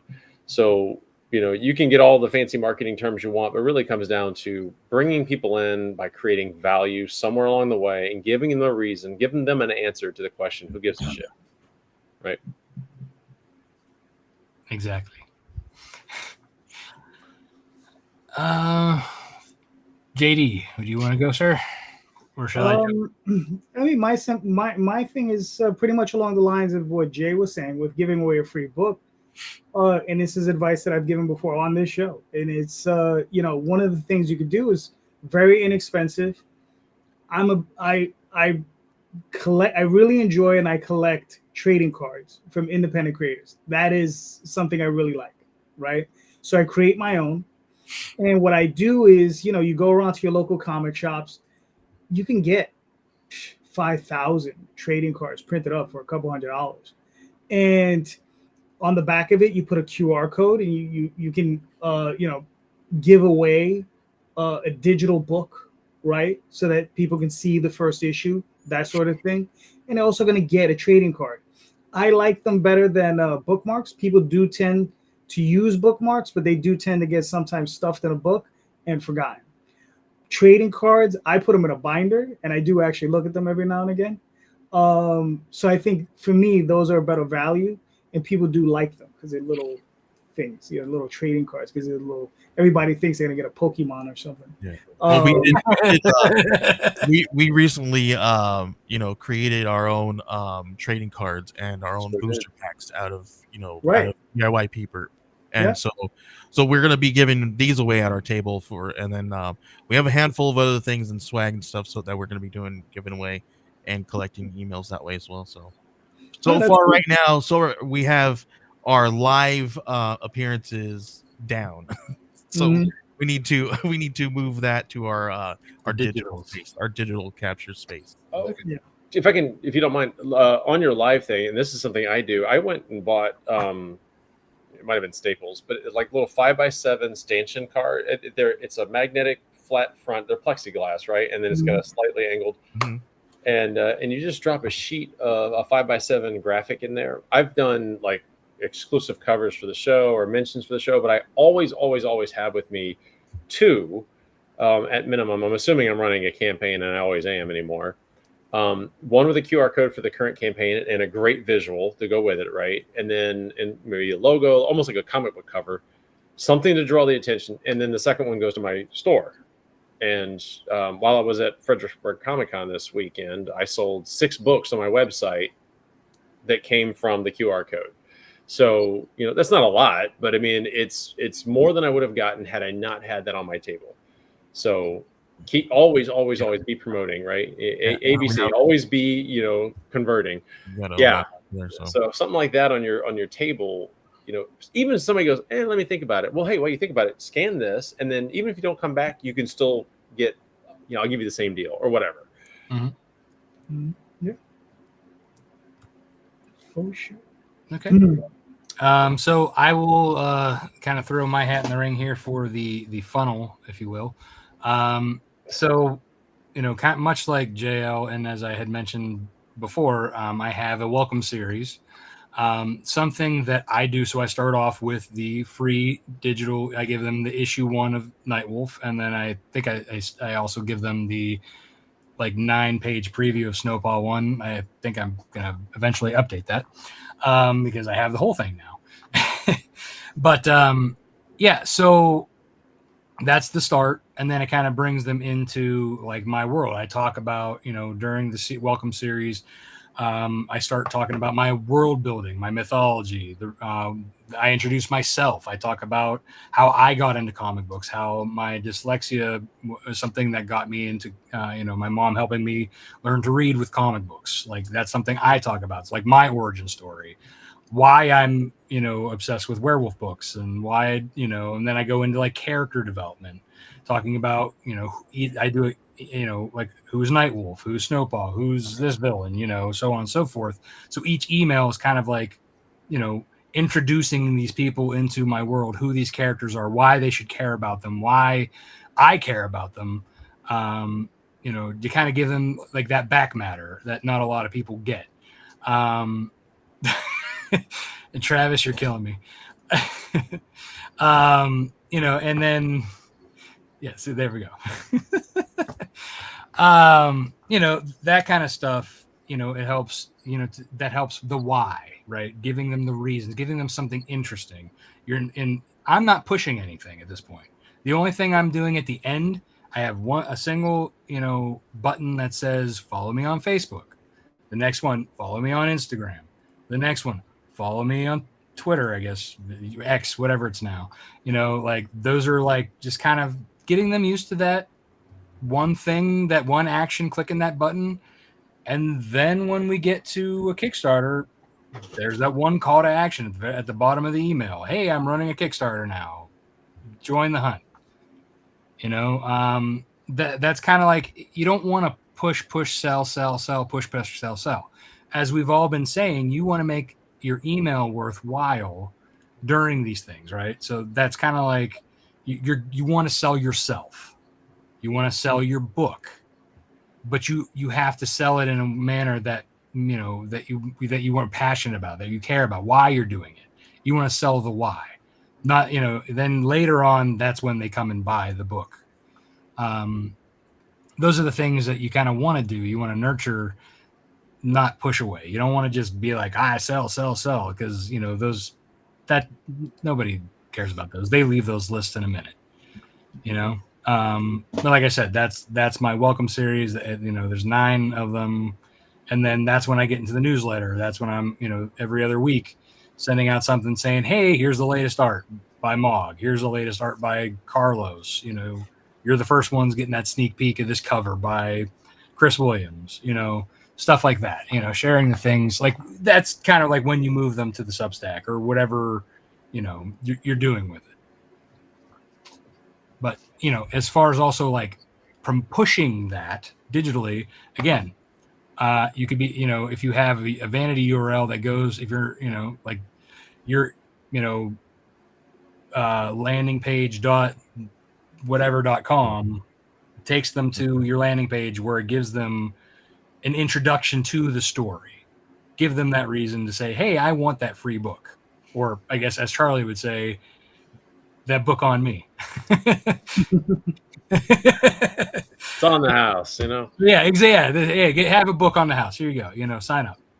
That kind of stuff. You want to have a landing page. So oftentimes, like MailChimp has a landing page that I use that I direct from my website or from social to sign up for, and then they get redirected back to my regular website. So that's kind of like when I was saying how you have a website and you want to keep people there. Yeah. But you can use the 301 redirect and all that fun stuff that you do.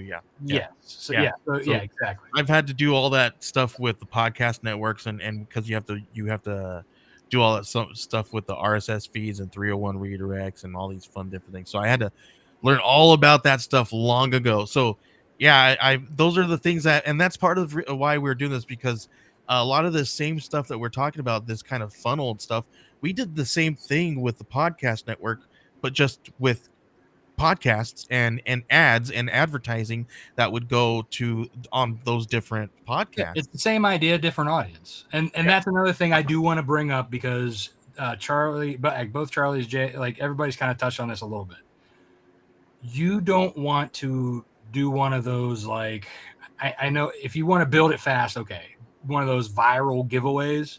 Nope. Those are nothing but going to basically lower your open rate. They don't work. Yeah, they give you a bunch of people who don't care. Yeah. You want to put on the people who want to be there. You want to keep them there, and you want to nurture them. You don't want, and to kind of go against what JD Rosario was saying, though, you don't want to put all of the books there if you want to build an audience for a specific book, because it's not going to cross over 100%. Hell, you might not even be able to cross over 10%. You want to curate a list segmented out for each book. Yeah. And I do notice, like, every once in a while, like our friend JL does amazing with it. He keeps up on it, and every once in a while, every like so often, it'll a handful of months will go by, and then they'll change, which opportunity people will get for free, right? And it's usually a newer book or something like that. So it's these are some of those things that I've JL's one of the people that I really pick his brain, because he's like a wealth of knowledge sometimes, and so that's a lot of this stuff is where we're kind of moving towards what we're doing with all of our stuff, and kind of knowing the world a little bit with the podcast things. We're kind of implementing a lot of these things that we talked about. Yeah. But as Charlie Stickney was saying, make sure you're building yourself up and collecting content, because to have that long-term welcome series like I do, I had all that stuff built out before I put that. Yeah, we need loyal people who are going to be there for what we want. Well, right, but you also need to build the content as you go. Like, if you don't have enough content to supplement that, then you're basically gonna set up this funnel with nothing that people want to see. Yep. You see my point? Yeah, we do have other things. We have that this is just my first book that I'm doing myself.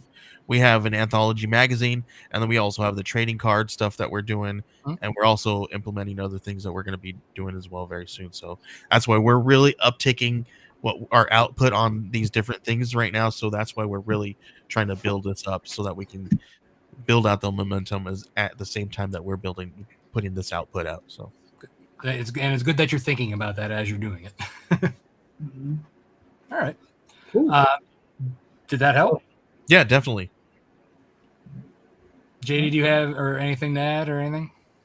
No, I gave him my trading card spiel. Not fair. But yeah, you love that trading card spiel. I do it. You know, it's worked for me. So yeah. Okay.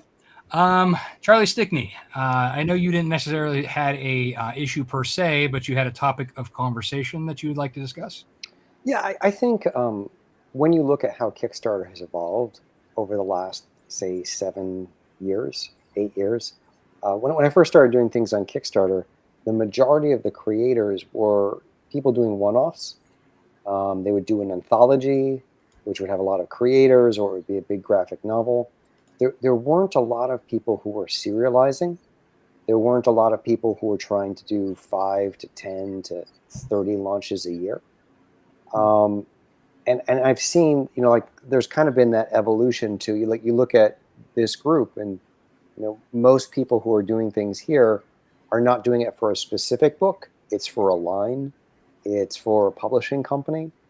And I'm kind of just sort of, there's also been a lot of talk about how Kickstarter is not having the same impact as it did a couple of years ago. And I'm just wondering, in general, if there's a little bit of this shift in terms of the usage of the platform that's affecting the production, the return on the platform. And in the sense that when I was first starting out, the most important thing was to make every single individual launch feel like an event, to give people a reason to come out. But if you're on Kickstarter every month or every other month, there's just less incentive for people to have to back every campaign because they can always catch up down the line. And I just wonder, what that magic number is. Is there a magic number? Are some of us doing too many launches? Or, is there a saturation that's kind of starting to build for Kickstarter in terms of, I used to never think there was a saturation, because like in a comic book shop, like the example was like, it was an endless scroll, and every new creator who comes in is bringing new backers with them. So it's a constantly expanding user base. But when you're a creator doing 10 launches in a year, you're not really bringing in new people as much as you're using the people that are there. And so you're eating up some of the dollars. So I'm not, not criticizing any of that, because like a lot of people do it well, a lot of people don't do it well. I'm just sort of throwing it out as a topic of conversation. Is the serialized launching, is the launching 8 to 15 times a year, is that having a depressing impact on the overall performance of Kickstarter campaigns? Okay. That's fair. I think you just kind of punched JD in the face. No, that's fine. I appreciate that, because we're going to be here for another 4 hours. Damn it. Again, it's a topic for conversation. It's not something I'm sold on one way or another. I'm just thinking about it. Well, should we treat it as conversation, or do we want to do a Q&A kind of thing with this? I think we should treat it as a conversation. Okay. Because I think because it's a conversation. Because the thing is my opinion is going to be different than your opinion, and Jay's opinion, and the Charlie's opinions, and Joe. We're all going to have different opinion. The Charlies, right? we're all going to have different opinions, right? Right. We're the JDs, exactly. So, but I know for myself, right? I produce. Okay, so my position in this is a little different than a lot of other people, right? I've been producing books for a long time, and the thing is I just have a big backlog of books, so that's why I produce so many campaigns, right? And I run a campaign, I fulfill the campaign, I run the next campaign, and my books are done. It's not like they're almost done. They're done. You know what I mean? I'm like, I'm not, they're finished. And, you know, with something like the Oswald Chronicles, which is, you know, my main thing is like, I don't know, 44 different stories comprising the entire story, right? Not all, some of them being one shots, some of them being 200-page stories, right? So there's a lot of material there. I'm pretty sure I'm 3,000 pages in. So, and I probably have another 1,500 to go. So my goal is to get this done before I retire, right? You know, and the thing is I had an initial goal to get it, to finish writing it by the time I was 55. I achieved that goal, right? So now the next goal is to get all of this work done before I retire, right? And I have 7 years roughly, you know. So for me, you know, my pressures are different. You know, I want to get it done because it's just a goal, right? And here's the other thing for me, it's my hobby, right? It's, you know, there are two things that make me happy in life: my wife and my hobby. And my biggest hobby is the Oswald Chronicles and comic books in general. So it's like, so I'm going to, for me, it's like, I can't produce enough. Can I just make a quick point of clarification? Because I think what you're talking about is slightly different. Because I think you as a creator doing a series that you're doing the next issue of, is different than, say, having a line of books as a publisher. Right. You know, where you're putting this out and you're putting this out and you're doing this launch and I've got this book. And look, I mean, I have 4 different series that I'm doing right now. So I'm not casting any stones. It's just, again, the point of conversation. But I think what you're doing is both admirable, and it's also, it works for your base because they just want the next issue. Right. You know, and I don't think that's killing your audience, and I don't think it's affecting anyone else's. I'm just wondering, am I putting out too many books? You know, like just as a publisher, because it's different being a publisher and a creator. And I think, you know, a lot of us are starting to work more as publishers than creators. What do you mean, you specifically are putting out too many, or just the royal you? You know, I'll say this. At the beginning of this year, I was looking at the landscape of Kickstarter, and I was thinking, do I need to start cranking out and having 10 to 12 campaigns a year, right? And like, will that work with what I do? Is that better overall for my branding? Because there's so much stuff coming out. Are people going to forget me if I'm only on Kickstarter 5 to 6 times a year? You know, what do I need to do to cut through that noise? You know, like, is it better, you know, for me to have 10 campaigns that only have 900 backers versus 5 campaigns that have 1,100 backers? You know, like what's that math? And so I'm trying to figure that out for myself. And I've come to the internal realization that I'm not going to be doing 10 to 12. Like I just physically can't handle that, because I also still do all my own fulfillment, you know, and the numbers that I'm putting out, it's big books, you know, so like it's going to be 600 plus packages for every single campaign. So I can't, you know, physically do that. Well, I was going to say too, sometimes you have to wait on your artists as well. Like, I know you are in the same boat as me. Like, we're kind of beholden to our artists. Yeah. So I again, I'm not being critical of any of this. I'm just sort of thinking, as a platform, is it built to sustain publishers pumping out stuff versus creators doing individual books / series? You know what I mean? Like there's a difference in usage, and the event aspect is kind of disappearing, and it's more, this is just a shop that you go to get your books, but it's a more expensive shop. And yes, it's, you know, direct from the creators, but that's a little bit less and less if a creator is now a publisher, right? So I don't know. I'm just like thinking, I've been thinking about this. Question then, are you worried that the bubble is going to burst the way like the 90s bubble burst in you know, the direct market? Is that a concern? I mean, well, there's those people who are going to abuse the the system regardless. I do think that, you go back to COVID, right? And so the COVID bubble did burst. Yeah. Right? A lot of us were doing 30 to 40% higher for like 2 years than we might be doing right now. Now, I feel like I've plateaued at a really good place for me that's still profitable. And like 3 out of my last 4 campaigns have had a dollar amount within like, I don't know, $500 of each other and very similar backers. So it's like, oh, my books are hitting this and that's good. Boom, boom, boom. And the one that I've got going right now is tracking to kind of be there again. So I'm feeling good about that. But I wonder if I do too many more, is that going to affect that? In general, could we be heading for a burst? Because there's a whole generation of younger creators who are coming in who see Kickstarter as a place to be independent publishers, and they want to do as many campaigns as possible versus trying to build a brand, trying to build a thing. And so like I think like that balance might be a little out of whack, but I don't know.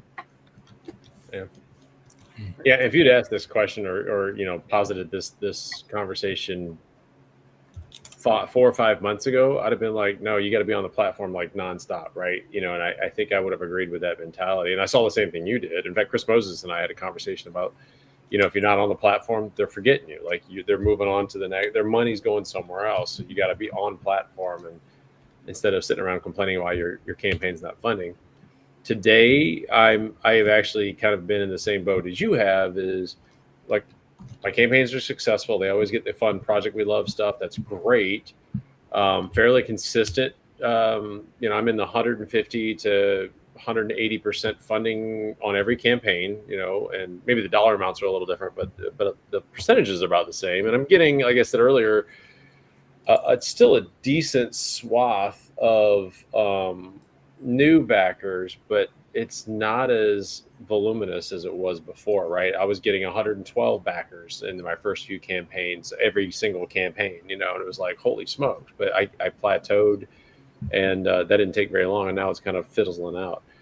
I don't have an answer, honestly. I'm kind of talking myself through it together, like you are, because I'm on. I have 2 accounts, and it's legit. And they're both publishing different types of books. The traditional superhero stuff still does well as long as it's tied to my flagship title. I notice. So if it's tied to Spider Squirrel and Trash Panda, it'll do right. It'll do well. It'll fund usually first 48 hours, something like that, pretty successfully. But if I put something new out there in that same genre, but it's not directly attached to the universe that I've created, then I have seen it where it's a trickle. I'm still funding in the first week, but it's for me and you how this is. Charlie's like, God, I didn't fund the first day. Like, it's driving you mad, and you're trying. What's wrong? I don't know that I have an answer for that, but is it just that it's not tied to Spider Squirrel? I don't even know that that's the answer either. That's anecdotal. I don't have enough data because I don't have enough books. So do you guys think people are jaded because it's Kickstarter and that's just what it is now? No, I don't think it's jaded. I think it's just that there are a lot of things out. I mean, when I launched the Yakuza 4, there were almost 600 comic book campaigns running already. When I launched Spider Squirrel 3, which is the 3rd issue, or the final issue, the first volume, the largest number I saw running concurrently was under 300. So that's a huge gap, and it's only been a few years. So that's a lot. I think so. One is visibility is difficult. 2, I do think that there's just not enough money going around, right? The economy, from a macro perspective, has absolutely damaged all comics to some extent. Now, I know comic stores are reporting like record years last year, and they're doing well this year, but almost all of that, if you look at the numbers, it's the accessories. It's toys, cards, it's CGC graded books. The ones who adapted, yeah. Yeah, right. My store does exceptionally well. I mean, but this week, every post they've had has been about Transformers toys, a new run of Turtles toys they got from a The collection. Super Number Sevens and all those. Yeah. Like basically, they're hitting the nostalgic toy lines. Yeah. So, I don't think people are jaded. I think that there's more projects and there's not a balanced amount of income Yeah. to support all of that simultaneously. So it sounds like I'm saying there's a bubble, and maybe I am, but I don't know. Well, I mean, it's definitely oversaturation versus economy. I mean, that's well, I think one of the all right, because Charlie said something interesting. So you said a few years ago you were seeing up to 600 campaigns running at at any given moment, right? No, I was saying now we're seeing yeah. 600. Now versus 2 It's years. twice what it was just a couple of years ago. Really? Mhm. Yeah. I mean, because I'm checking fairly. I'm on there every day, pretty much. When I'm on my lunch break, I'm looking at Kickstarter. So usually I see about Thing Maybe On out. I his see about lunch 200 break. videos. Yeah. JD's like, you lunch break, you son of a. I'm sorry, dude. Like there are laws, in the state that say you're supposed to get a lunch plate. There Yeah, are I laws. If think you want- that kind of goes back to what Charlie put back to how Charlie posed the question, right? Well, we're seeing all these 600. You said 600 campaigns right now. It feels like because they're following the trend that everybody kind of created, right? Everybody tells you launch in June, July because that's when everybody's gonna be buying, right? So everybody launches in June and July and August and all that stuff. So I mean, partly true, but I definitely see the breadcrumbs that Charlie laid down for us. Yeah, and I just checked just now. Like right now, it's actually at a low of 272, which is probably the lowest I've seen it in a while. Right. But I mean, that's what I've been seeing on a regular for the last couple months. I think October. Yeah, like leading up to October. October it gets really, really, really Right. Yeah, it robust. starts to get a little crazy. Do you guys think that bigger companies should be campaigning on Kickstarter so they can expand the user base? Well, big companies are. I don't think it's the size of the company. I think it's more the number of campaigns that are concurrently happening, and not every person who is running a campaign a month knows how to handle that from a publishing perspective. So I think even like some of the overall quality of books has started to go down because it's really hard to crank out good books every month unless you're JD, right? I'm trying. I think that doing that monthly book, unless you have your publishing hat on and you're like working with good writers and you're hiring good artists, and then you're just becoming a publisher, right? And versus being a creator. So I don't know. I mean, I would, what you're saying about Chris saying, if you're not on Kickstarter, everyone's going to forget you. I would just say that if you make a great book, I think people are thinking about the next issue of your book, right? And I think there's almost too much of, I got to get the next thing out. I've got to get the next thing out. I just want like more and more and more versus building the brand so people actually remember your books. Because I do feel like also a lot of it's starting to blur together. If you look at a lot of the cover images, it's the same 20 artists doing most of the covers, and they're making money. So I'm not going to sort of disparage that, but it's not unique. And I think it's better for the platform when you have more unique things out there. Yeah. Yeah, I mean, but there's also, because this is such a layered. I don't know, man. They're pretty badass. I don't know. Right. But there's a really layered conversation I'll buy that because shit. we have a lot of people doing NSFW types covers. Some of them do good girl covers, right? And then how do you separate those campaigns from something like what I'm doing, from something like what you're doing, Charlie, and both Charlies, right? And then at what point do we feel, okay, do we need to incorporate this with what we do? Obviously, I can't incorporate it with my mouse book. It just doesn't make any sense, right? But it is what it is. I don't know, furries, man. No, just no. But Daphne's back there going, yes. that's a whole different thing. but yeah, I think because yeah, I mean, we see, it's tough because how do we regulate that, right? Because you have bad actors that put out a bunch of campaigns and take forever to fulfill, or don't fulfill at all, right? Then you have other people who are in there who maybe not ready for prime time, right? Who haven't focused enough on their craft to really be on the platform, but yet they feel they see a lot of other people, so they feel the need to like, because they want to join in, right? And I get it, and do we really want to discourage that, right? Because someone who may not be very good at it now, 5 years from now, might be the next Frank Miller. We don't know, right? So we don't know, and that's why, there was a period of time a few years ago where I was like very negative Nancy. I was like, you know what? If you want to give up, please do, right? And I was like that for a little bit. I was just like, just please, just drop off. Nobody needs you. Nobody wants you. Nobody cares about your book.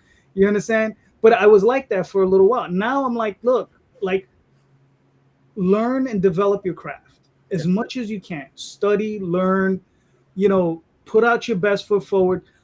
And here's the thing, look at other indie creators, look at the stuff you admired growing up, and ask yourself, am I putting out a book that I feel would honor the person that brought me up, right? That I could lay my book next to theirs and be like, listen, man, or if you were presenting it to that person, that you could present it to them and be proud of it, right? And, not be completely either disingenuous or totally out of your mind when you do it. It's one of those things where, I mean, but it takes a lot of navel gazing, and not a lot of people ready for that, right? FYI, if you heard that ding, that was my wife saying, "Wrap it up." You're getting one of those too, right? Yeah. my kid just popped in the shower here, so. Yeah, I know. Sorry, guys. Yeah, we don't normally run it this long, but we got. I mean, feel free to continue. I mean, honestly, I can drop off if you guys want to keep going. That's totally cool. I was ready to run back into the kitchen. I'm East Coast like you guys, so yeah, it's late. There you go. But I will say, just like to comment on something, is I think also, and we just did it here, but it's okay because context matters. Is also, don't be myopic in your vision of what your audience is either. Like, your audience isn't just on Kickstarter. Rob is lean. I'm not lame. I'm just wise. Happy wife, happy life. Wants to wake up in the morning. But if you only sell your books on Kickstarter, then you're gonna struggle, right? Damn right. And we already talked about cons, but I'm also like, I just signed this agreement with Filbo Distribution, and we'll see how this goes. It's in its nascency. I don't know if it's going to be good or bad, but I have the margins to do it. I have the UPCs. I've got everything I need to be in a distribution channel. Now, just for the record, so everybody understands my perspective on distribution, I love local comic shops. I prefer to sell to them directly so I can minimize the margin loss, but I also look at distribution as it's a great vehicle for getting your name out there, getting your product out in front of people, building your brand further than just what you can do alone in social media. So I'm not saying take a loss and get into distribution and, oh my God, I lose $1 a book. If you do that, you're stupid. Yes. Fix your margins first, find your production levels where you can attain them, and then get your books priced in a reasonable range around or close to mainstream books, or mainstream indie books at least, and get yourself out there if you can. I have 4 stores that buy from me directly, and it started with just reaching out to them or doing a signing or being in the area and stopping and shopping, then talking to the owners and stuff. I travel for work. I'll go to Massachusetts, or I'll go somewhere in New York and stuff like that. And if I get a chance, I'll talk to some of these dealers and say, hey, would you be interested? And then I actually have a wholesale back end on my Shopify page. So, that I set up, and it's a pain in the ass to set up without paying Shopify more money. So don't ask, just go figure it out. The point is that I started at a grassroots. We can go 2 hours without effing Shopify, dude. But I started with a grassroots effort, and my reach is now beyond what I could normally do. I'm hitting people that I could not touch on my own, or did not at least, and now they're following me on different channels and stuff like that. So don't forget that Kickstarter is, if you go back to what Kickstarter was meant to be for, and is to get a project off the ground, Mhm. and stop thinking of it, and or maybe not stop thinking of it, but don't think of it only as how do I sell my book, then that also changes a number of things. How you market it, it changes the price values you set at above your production costs or below. Some people put their books under their production costs, and that's fine too. You do you, Saffron. But sorry, that was a quote from Annie, but I have kids. So anyway, all that to say is don't get wrapped around the axle on what we're doing on Kickstarter either, because Kickstarter may come or go. I mean, and if you're relying on a Kickstarter to be your methodology and that's the only platform you're on, I'm on 4 different digital platforms. Like, don't limit yourself.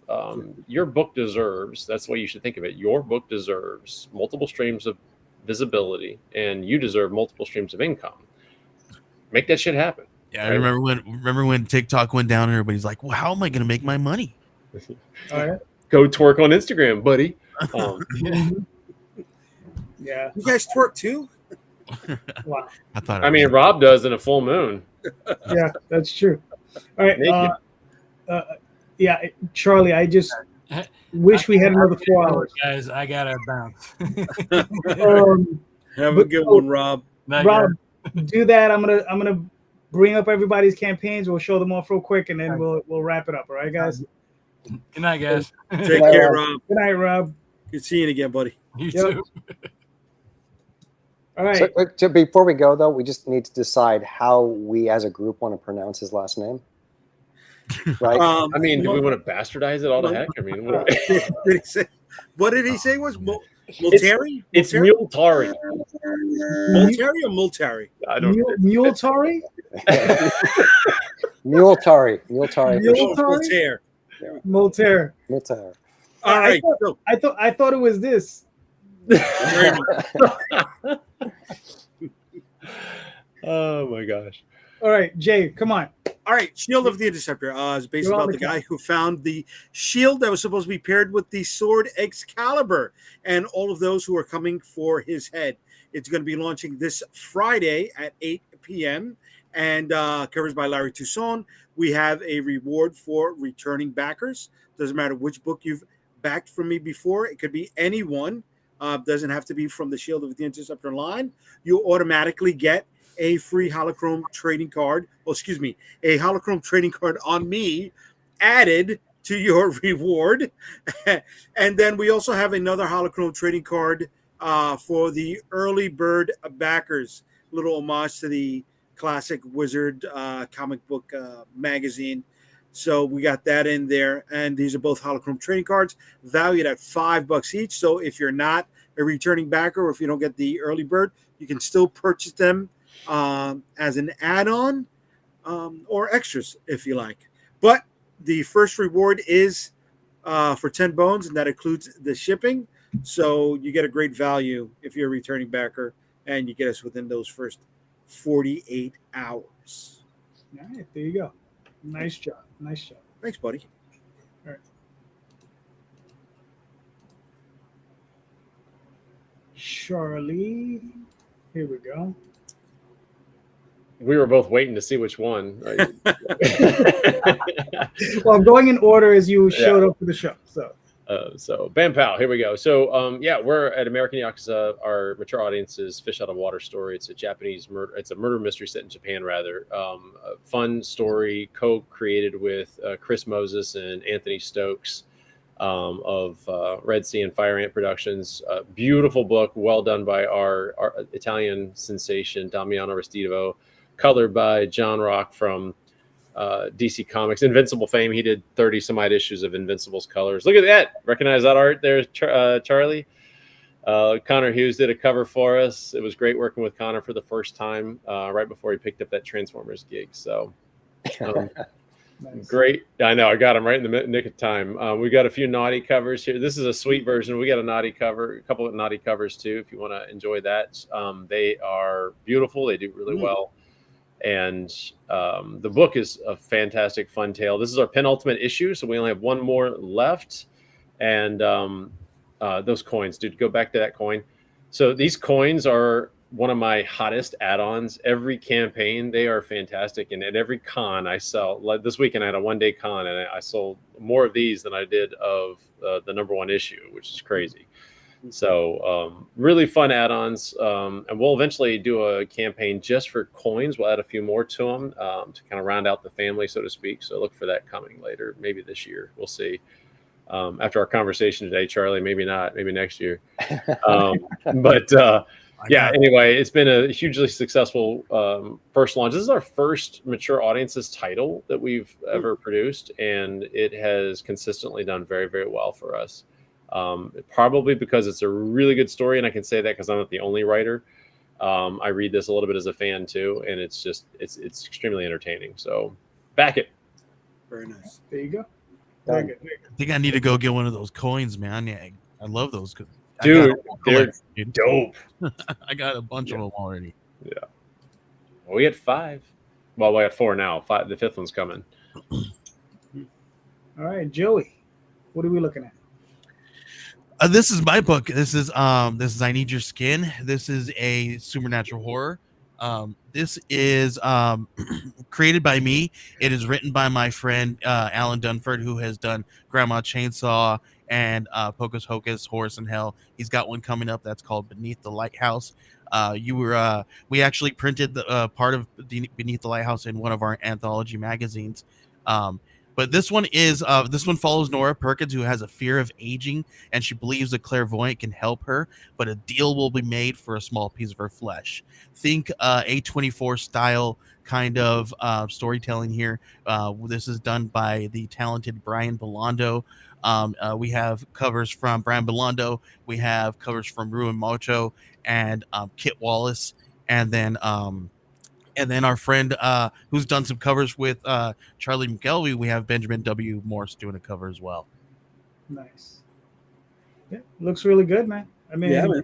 you know. And then we're getting close to unlocking a glow-in-the-dark Kit Wallace cover. So as soon as we unlock that one, we're going to open up some new tiers.